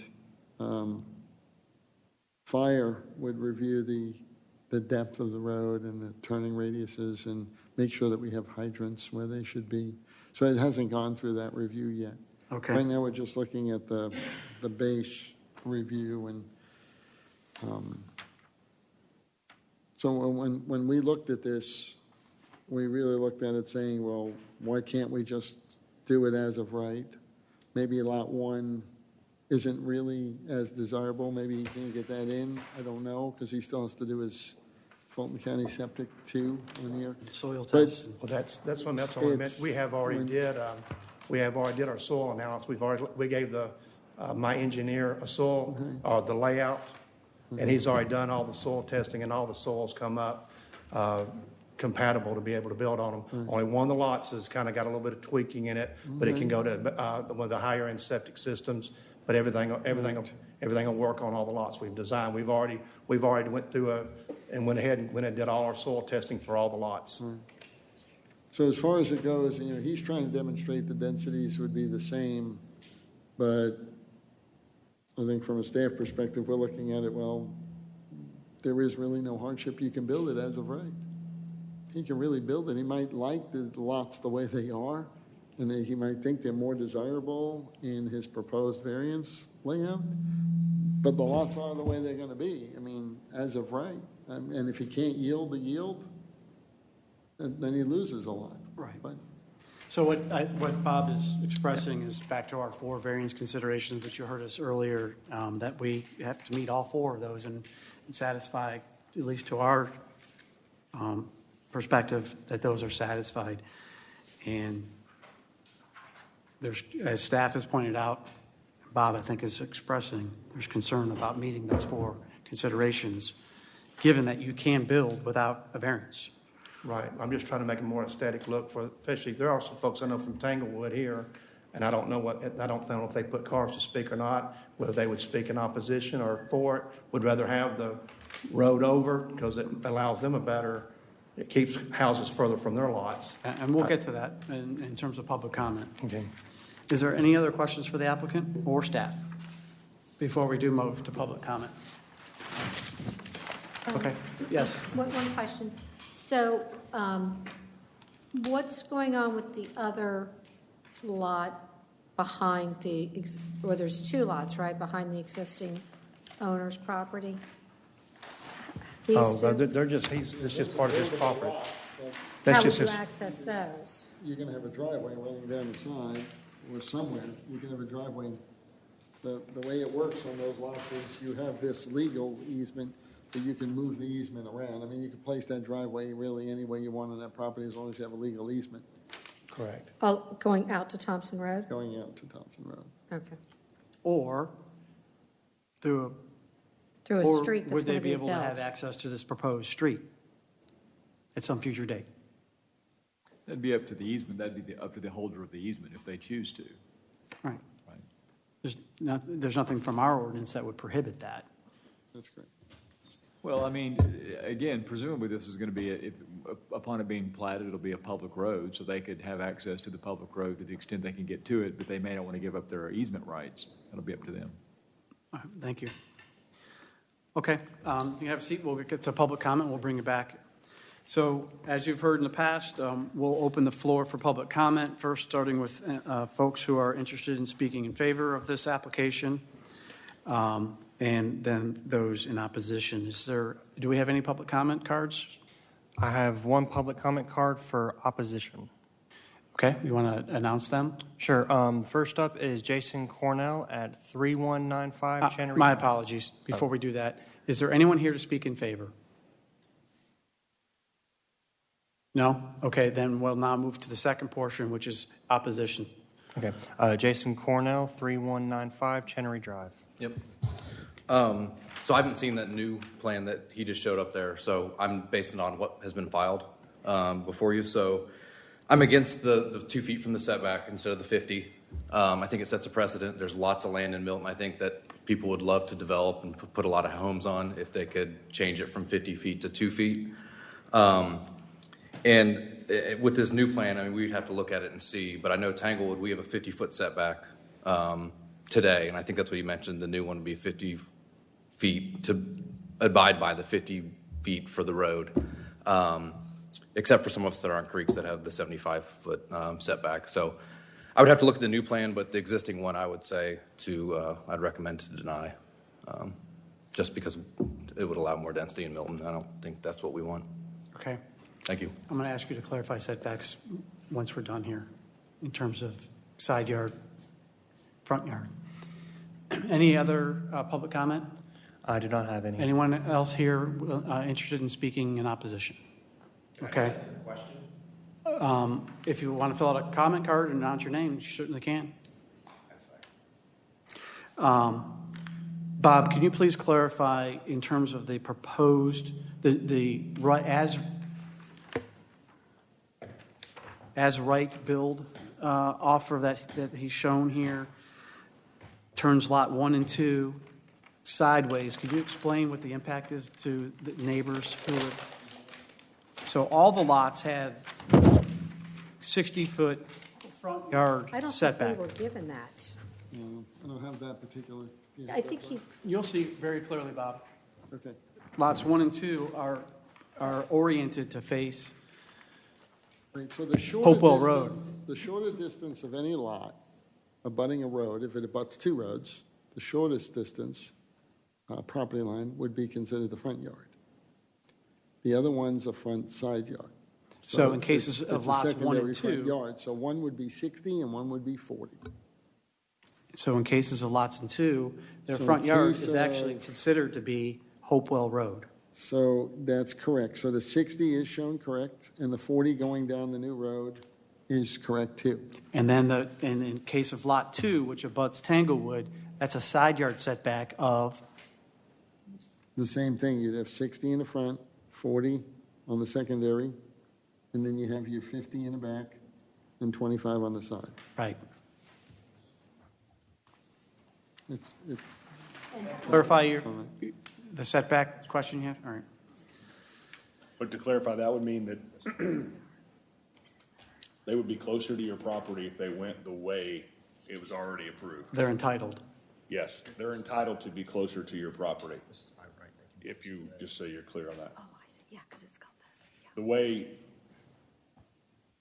way they're proposing to do it with a variance, there would be requirements that would keep them further away from your property. Because that would actually be defined as the rear yard abutting Tanglewood.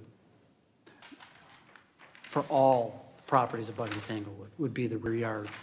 Case of lot 2 and 1, those are long and narrow. They actually, front yard is considered to be Hopewell Road. Lot 2, which abuts Tanglewood, would be a side yard, only subject to a 25-yard setback. 25 foot, sorry. for lot 2. For lot For the two. first lot. Okay. At this point, is there any, you have an opportunity for a closing comment before we move into a motion? I just want to appreciate your consideration of this application tonight. Thank you for all y'all do for the community and all the long evening we've had tonight. Yeah.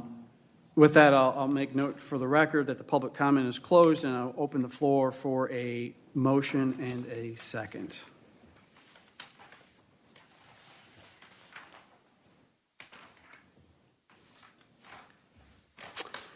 I'll make a, We've closed the public comment. I'll make a motion, motion on petition number V19-015 to allow a public road for a subdivision to be 2 feet from an AG1 zone property. My motion would be to deny the request. Putting a public road 2 feet from a property line does not meet the spirit of the ordinance. Additionally, lots are already permitted by right, and so that's really not demonstrating any hardship with that. And my other item related to public safety and health and welfare is the topography of the road that's out in front of this proposed subdivision. I'll second the motion. Is there any discussion regarding points that Mr. Patel raised? Okay. Hearing and seeing no discussion, I will seek a vote. All those in favor of denial? Can I just, yes, I want to have a discussion. I agree with what you're saying, but I also agree with this proposal that even though they should do it the right of way, these people in Tanglewood might be happier with the houses further away from them. Well, I think some of them would be. I agree. But does that mean we give this variance? I mean, because that's what we're here for, is the variance. I know. I think that's why I'm confused. I'm like, you know. You're conflicted. I'm conflicted. Yeah. That's a much better word. Thank you. What about a motion to defer to maybe let Tanglewood speak to their neighbors and see about getting more here next month? Yeah, maybe if the developer could meet with these people, and then if we could get some letters either one way or the other so that these neighbors are informed, I think that would benefit me. I agree. I mean, I don't know that they meet all four right now, but if the Tanglewood neighbors that are maybe impacted by lot number one or one or two. Because if I understand correctly, it's the difference between a 25-foot and a 50-foot? Or On lot two, 60. Just on lot two. Just on lot two. Yes, the first lot. But we could self-impose 60 down that whole left side I agree with that. so that every neighbor on Tanglewood would not be impacted. Because right now they've only got, what's the rear setback? 50. 50. But he's saying they would do 60 and give them another 10 feet of buffer.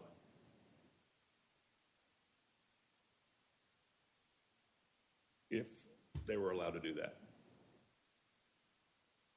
I agree too, on the west side of the property line. Correct. But he's also yielding better lot configurations, because right now lot one's configuration really is not that desirable. I mean, it's not a great lot. Yeah, the by right plan is he's certainly entitled to, doesn't necessarily make it something that it would actually be built out because of the, you can, Then it yields a density issue, because you I really mean, to get the me, density. you know, we have a weird lot one, right? And a weird lot two. Well, lot two is okay, it's just the way it's configured. Yes, you would have a different setback.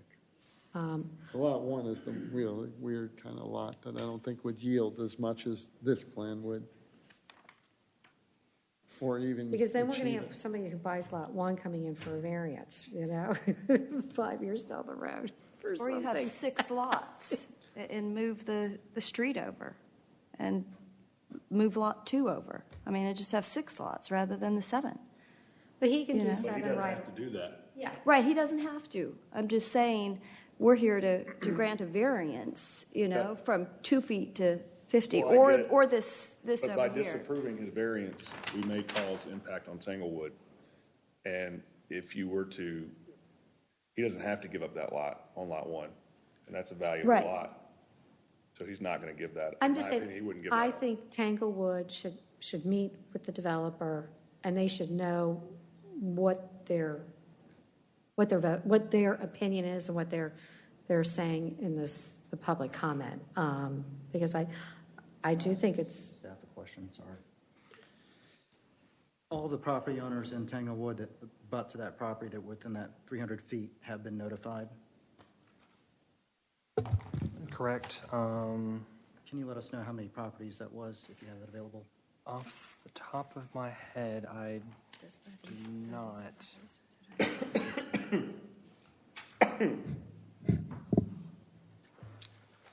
Anyone within 300 feet? All of the abutting properties have been notified. All been notified. You're correct, Mr. Patel. But this variance is for a subdivision to be 2 feet from an AG1 zoned property. That's what we're here to vote on. A road. A road. Yeah, for the new public road for subdivision to be 2 feet from an AG1 zoned property. So that's over here, right? So that's what we're voting on tonight. I agree, but Not by voting doing on so, it may this. benefit, but by doing so, it may benefit the neighboring property. We might be impacting them if we disapprove it, more so. Based on their as right to build. Because Based on as right. it changes what's their front yard versus their backyard. Right, but is there a hardship here? I mean, Maybe on is these there people. is this setting a precedent, that we would? Well, it's not so much a hardship on these people, it would be impact to surrounding properties. True. Negative. We might be negatively impacting them probably by disapproving the variance this might be a case that it's actually the opposite. But by disapproving this variance, can't they come back with a different variance on this side? Because right now, we're not dealing with this side. If they choose For this to particular choose to redesign, but they can Yeah. go, we're building as is. Right. They've already been approved. Yeah, And by doing that, It has greater impact. it may have greater impact on Tanglewood, yeah. that I'm not sure that they've been fully informed. Right, because they just saw this as right to build plan tonight. But would we approve something like this? Would we approve? Well, that's what I'm saying. I think 2 it might be feet. worth getting some more Tanglewood neighbors involved to let them know what could be potentially impacting their neighborhood and their value of the property. So if they came and they said, this could impact us and we're not happy with that, or They could come in and say, we want them to have the variance because we want them further away from our property. and so would we then grant this builder here a 2-foot? Well, I think if Setback the rather than the neighboring 50. properties, if the neighboring properties were in favor of it, then I think that would maybe deter, that would give me more. And what if they weren't in favor of it? Well, then I would say, okay, then you guys are aware of what you're, because it's them who's going to be impacted. The other challenge of that is that we are now going to be in a situation where other developers are going to come in and ask for a 2-foot off the property Well, but the line difference for is the Woodland. developer lives next door. I'm just thinking a deferral maybe. I'm not saying I'm going to vote one way or the I other. agreed. I'm just saying a deferral because I think there's some unclearness there. But the developer may not always live there. The Correct. developer And could sell in 2 years. situation, you wouldn't, in that and then- situation, maybe you wouldn't give them I just, that. But if they did sell and that road was there, They would know. property owner would know that going into it. Correct. So it's not like you're imposing it on it, it would already be there.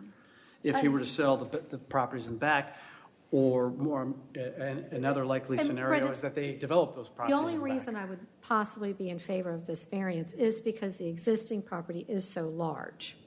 This road being only 2 foot from that property line does not make a huge impact on that large property, because it is so large. It'd be different if that was already developed into smaller properties. so which property is so large? To the right. Yeah, what he owns. So why doesn't he just give up the 50-foot strip? Okay, but then he does You that, know? and then they don't It's get his- their buffer, and they still lose. No, they would get the, what do you mean? He doesn't have to give them more buffer on the back if he gives up 50 feet Oh, of his right, property. Tanglewood, but this is, I don't know. My Hear your comment, discussion points.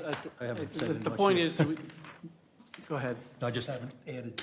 I think we're debating what I would call a hypothetical, that the builder may come in and may actually make this other design that he proposed here, that we don't know if he's going to do that or not. And we're trying to decide what Tanglewood might think of a proposal that's not really been officially put on the table. And I think we're getting ahead of ourselves here in terms of what, we should be doing. Yeah. We're second guessing ourselves on something that's not even it's not a reality. Well, all I'm saying is I that, know. but by deferring it, you really don't cost anything except for clarity. I agree with that. So the impact that we may have by declining it may be more impactful than they realize. And the impact on approving it would put us more in control of our destiny. That's correct. Could you say that again? By approving? And the impact on approving this could put us in more charge of our destiny. can As he's put saying, conditions on it. we could condition 60-foot setback on the rear, sort of things. Oh, I see what you're saying. If we approve the variance, we can then. That's what condition- Jason's We arguing. can condition. I'm just saying we could control a little bit better, maybe giving them a little bit more value. Because I can tell you, if I'm living behind lot 2, I don't want a house 25 feet away from my property. I agree. Well, I mean, where is the house on lot 27? Well, I don't know, but if that was my That house, might be interesting to know. I mean, we do have a code in place, for the city of Milton, and that is new public and private streets must be located a minimum of 50 feet from any peripheral property line adjoining AG1 and residentially zoned property unless interparcel access. I mean, that is the code. And I can't, even if Tanglewood comes back and they say, I mean, it's only affecting really lot number 27, is that correct? no, If they build it could like impact 27, 26, 25, and 24 if they got the variance, because then we could pull the lots away from all those. We could put the buffer, Right. make the buffer larger. We could say it's yeah, I don't- 65 feet. Yeah. I mean, I see what you're saying. I'm just but- saying it might be worth just deferring for a discussion. Yeah, and I have one question, of the city attorney. Can we require as a condition that these easements be withdrawn or switched over to this being a public road access? I would need to know more about who are the parties to the easement and the beneficiaries of the easement. So the lots in question that have those easements are with the same property owner? Same property owner. So that means that property owner is likely the beneficiary of the easements. Candidly, I'd need to see the easement before I give an opinion. Before I give an opinion as to whether they even continue to exist. I mean, there may be that they have merged with the fee at this point. I just don't know. And the reason I ask that is because it's almost like a land swap. That right-hand side ends up then being a buffer instead of an easement. You understand? I do. That would. And it also has less impact in terms of curb cuts onto the street, right? You have. Who are the owners and the beneficiaries of the easement, if you don't mind? Mr. Camaro It's the same. is the owner of the property.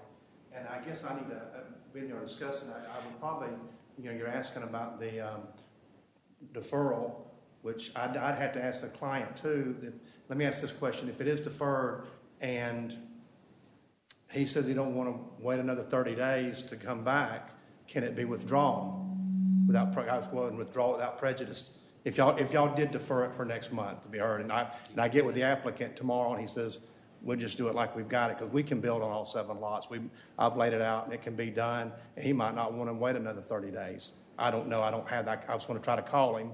I could try to call him and see if he wanted to wait another 30 days to find out.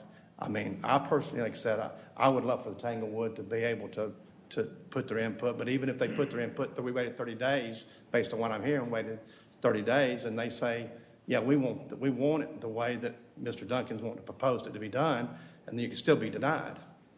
And we've lost the 30 days to be moving forward, and because tomorrow, like I said, if it was denied tonight or approved tonight, we was going to go and get our plans submitted, start getting it moving forward, because we want to get this project done, because, you know, the quicker you get done, because we don't know what tomorrow will bring. The only thing I can say is, though, you guys should have talked to the neighbors. Well, hang on, let's be careful. Sorry. The public hearing is closed. I was understand you're asking a asking a clarifying specific question. question as to who is the beneficiary and who is the owner. There's a dominant and teminant and serving estate with easements. Who is? The property owner that Mr. Camaro, the two easements own that run to those two back lots, he owns them. It's part of his property. It runs across his property. Okay, but they get to so he's the serving estate then, because they run over his property to get to the end of it. Yeah, see, that's going to be difficult, because then that would put him trying to go to that property owner and saying, we want you to use the public road, give up your easement rights, correct? No, he is the owner. He is the owner. He's the owner of both pieces. Well, then the He owns it all. He owns both. Well, then the easements merge by operation of law, because you don't need an easement over your own property, so they would not exist anymore. Right. Correct? He owns both pieces. Yeah. The piece in what we're trying to zone tonight, and the piece that. Well, let's close the public portion of this. Right, again. well, But I want to put this, if we could, put this drawing in front of the city attorney, so we make sure we understand, and he understands what we're looking The at. two empty lots behind the existing property owner, correct? That's what you're talking about. Well, but Yes. the easement And runs the over your easements client's for them. property, correct? Yes. The easement runs, and then it connects to a lot that is also owned by your client. Correct. Yeah, so the easements merge So the easements merge. into title, right, because there's no longer a need. His client doesn't need permission from himself to cross his own property, if you get But what I'm saying. if he sells But if he those- leaves those easements in place to sell them, I'm not sure they remain in place. I think they may merge by operation of law, is my point. Once the fee merges with the, anyway, we may be well, getting. and so my basic question was, Yeah. in terms of satisfying the intent of the ordinance in terms of buffering, there's easements that run parallel to this proposed road. Could those be consumed within it? If you're saying, here's what I think, though, I think you're asking, and if you're asking, could you ask the property owner to, of record, relinquish the easements, whether they've merged or not, to relinquish the easements, you could ask. I don't know that that's a condition that you could impose unilaterally for them to do, but if you wanted to ask, I think that would be a fair ask to make of the property owner. Sure. Because now then we're not potentially looking at a 2-foot, now we're looking at, I'm not sure the easements have legal significance anymore, but on the property records of Fulton County, if you're saying, but yeah, we'd like you to issue a formal extinguishment of the easements so they are no longer of record, you can make the ask, sure. and which would be another reason why we would potentially like to defer. That would be this. So this something could for him, looked that would into. be something for him to confer with his client, and I want to answer the board also with respect to the notion of the applicant unilaterally withdrawing. I believe an applicant always has the right to unilaterally withdraw. If they want to withdraw the request, Thanks they for can. clarifying that. Okay, so we have a motion and a second to deny with the rationale as Which is was pending on the floor. discussed. Yes, sir. We either move forward with that vote, or the person who made that motion rescinds their motion, and we go a different path. That's where we're at. Agreed. I'd like to rescind my motion and open it up for another motion. Okay, so now the floor is open for a motion and a second. All right. I'll make a motion to defer case number V19015-15770 Thompson Road to next month, to give the neighbors of Tanglewood and the developer maybe a chance to get more information out so that we know what the impact is going to be. I second. I would also it's not obligated, but I would also hope that you would share this easement concern as well. Not so much a concern, but an option to collapse those easements, which then gives you more right-of-way. It's no longer a 2-foot off the property line that you would be looking at for this proposed street. I'm going to follow what you're asking on that, but if you're asking for him to donate that part of the new project, that would be giving the property over to that new project, is what you're asking. Yes. Yeah, that. And therefore, the properties behind him would have access future access from this public street. They can have future access either way. Okay. I think you understood where we're headed on that. The two points being the impacts to the neighbors. Any discussion on the motion to defer? All those in favor of deferring say aye. Aye. Aye. Opposed? The motion to defer passed unanimous. Item number 7 on our agenda is consideration of appeals and secondary variances. We do not have any cases.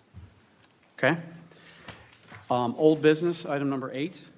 Old business, we do not have any kind of old business to discuss. Okay, so we put under new business. Okay, Mr. Chairman, I'm not sure if point of order is the right word or what, but is it possible we can have a motion to defer our own new business to the next meeting, given the time of night? I don't know. Always appropriate. Yeah, the board has control over its agenda, and the majority of you voting, you can do about anything you want to. Or can we always bring up a motion? I don't know if it's appropriate for me to bring a motion up, or how do we do that? Well, It's appropriate at the hour. yeah, you can. You certainly can. Ahead of you doing that, though, one of the things we're trying to nail down in 9A is the meeting times for January. Well, maybe we could make a motion for this part of it. And the second is updating of our I haven't made the motion. bylaws. I understand. I just want you to understand what we're talking about. I understand. This requires 2 reads. So tonight would be the first read. Next meeting, we would vote on it. And the major change, besides some administrative cleanup that was done here, the major change is allowing the authority for the community director to defer under certain circumstances without having a meeting. Okay. So with that, you wanting to make a motion?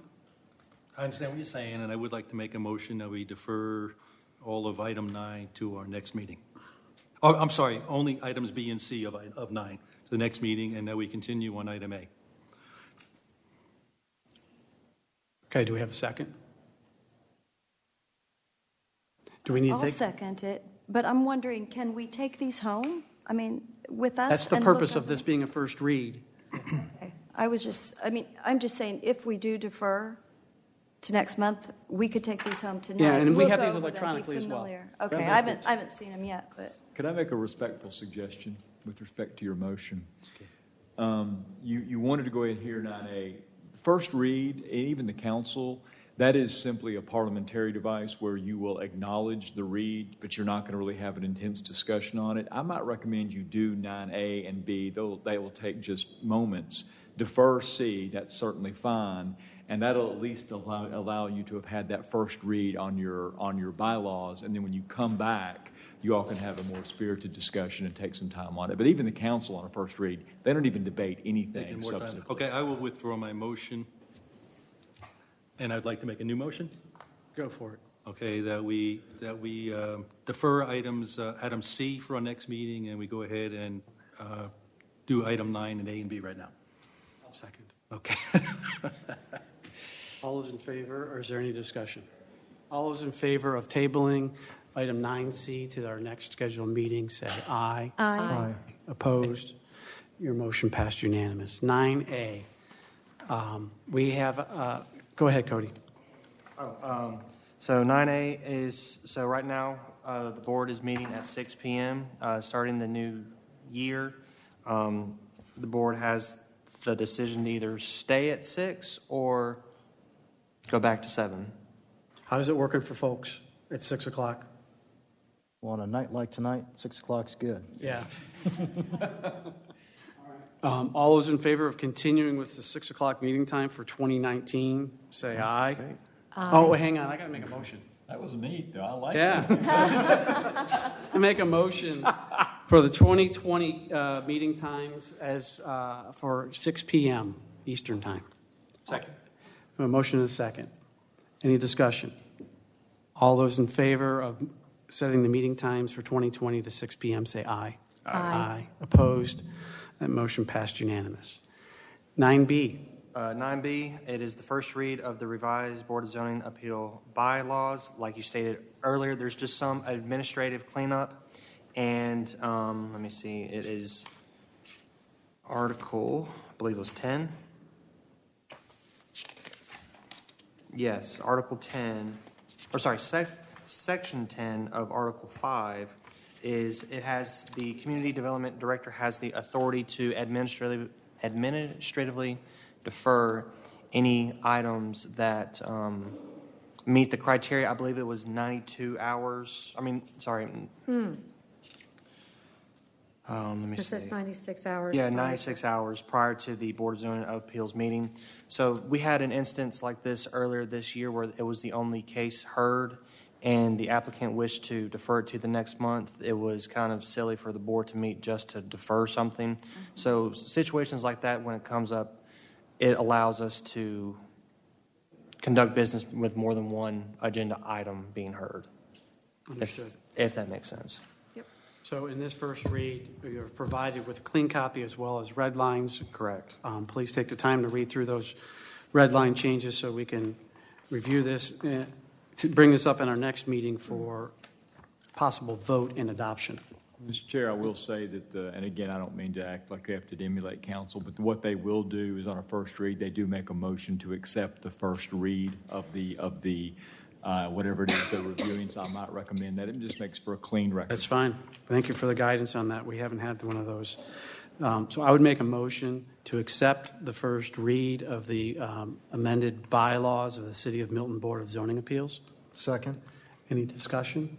All those in favor of accepting this first read, say aye. Aye. Opposed? A motion passed unanimous. So can I just ask a quick, to Ken, so the next meeting? Yes. We have new council, some new council, right? So I don't know how that works with the next meeting. Do the same people stay, or do they have to talk to the new council? How does that work? I know we lost the mayor's appointment, I believe, but because he resigned, but I don't know how it works with that. And then we need elections. So how does that all work in? Well, the elections will be, certainly that should be the first order of business when you set in January. Okay. And then with respect to those individuals that may be new on the board, that they act like they're not new. In other words, there's perfect continuity. So even though they did the first read tonight, they can adopt at that meeting. There's no need to start over. It's just these entities have perpetual existence, and so the new members will just need to get up to speed. And so anybody that's new here will need to make sure to get a copy, to get them a copy of the bylaws.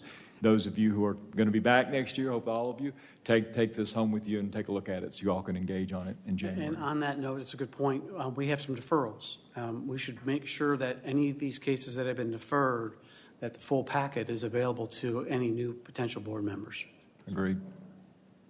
So thanks for bringing that up. I'm personally not aware of any changes, but we all serve at the pleasure of council. How that works? Yeah, that's it. No, I it's haven't reached out to any of the nobody. council. We're not I don't going to know miss a what they beat. do. Brenda, Yes. item 10. Do you want me to make a motion to adjourn? Yes. Seems to Second. be. Any discussion? All those in favor of adjournment say aye. Aye. Aye. Against? Motion passed unanimous. We're adjourned.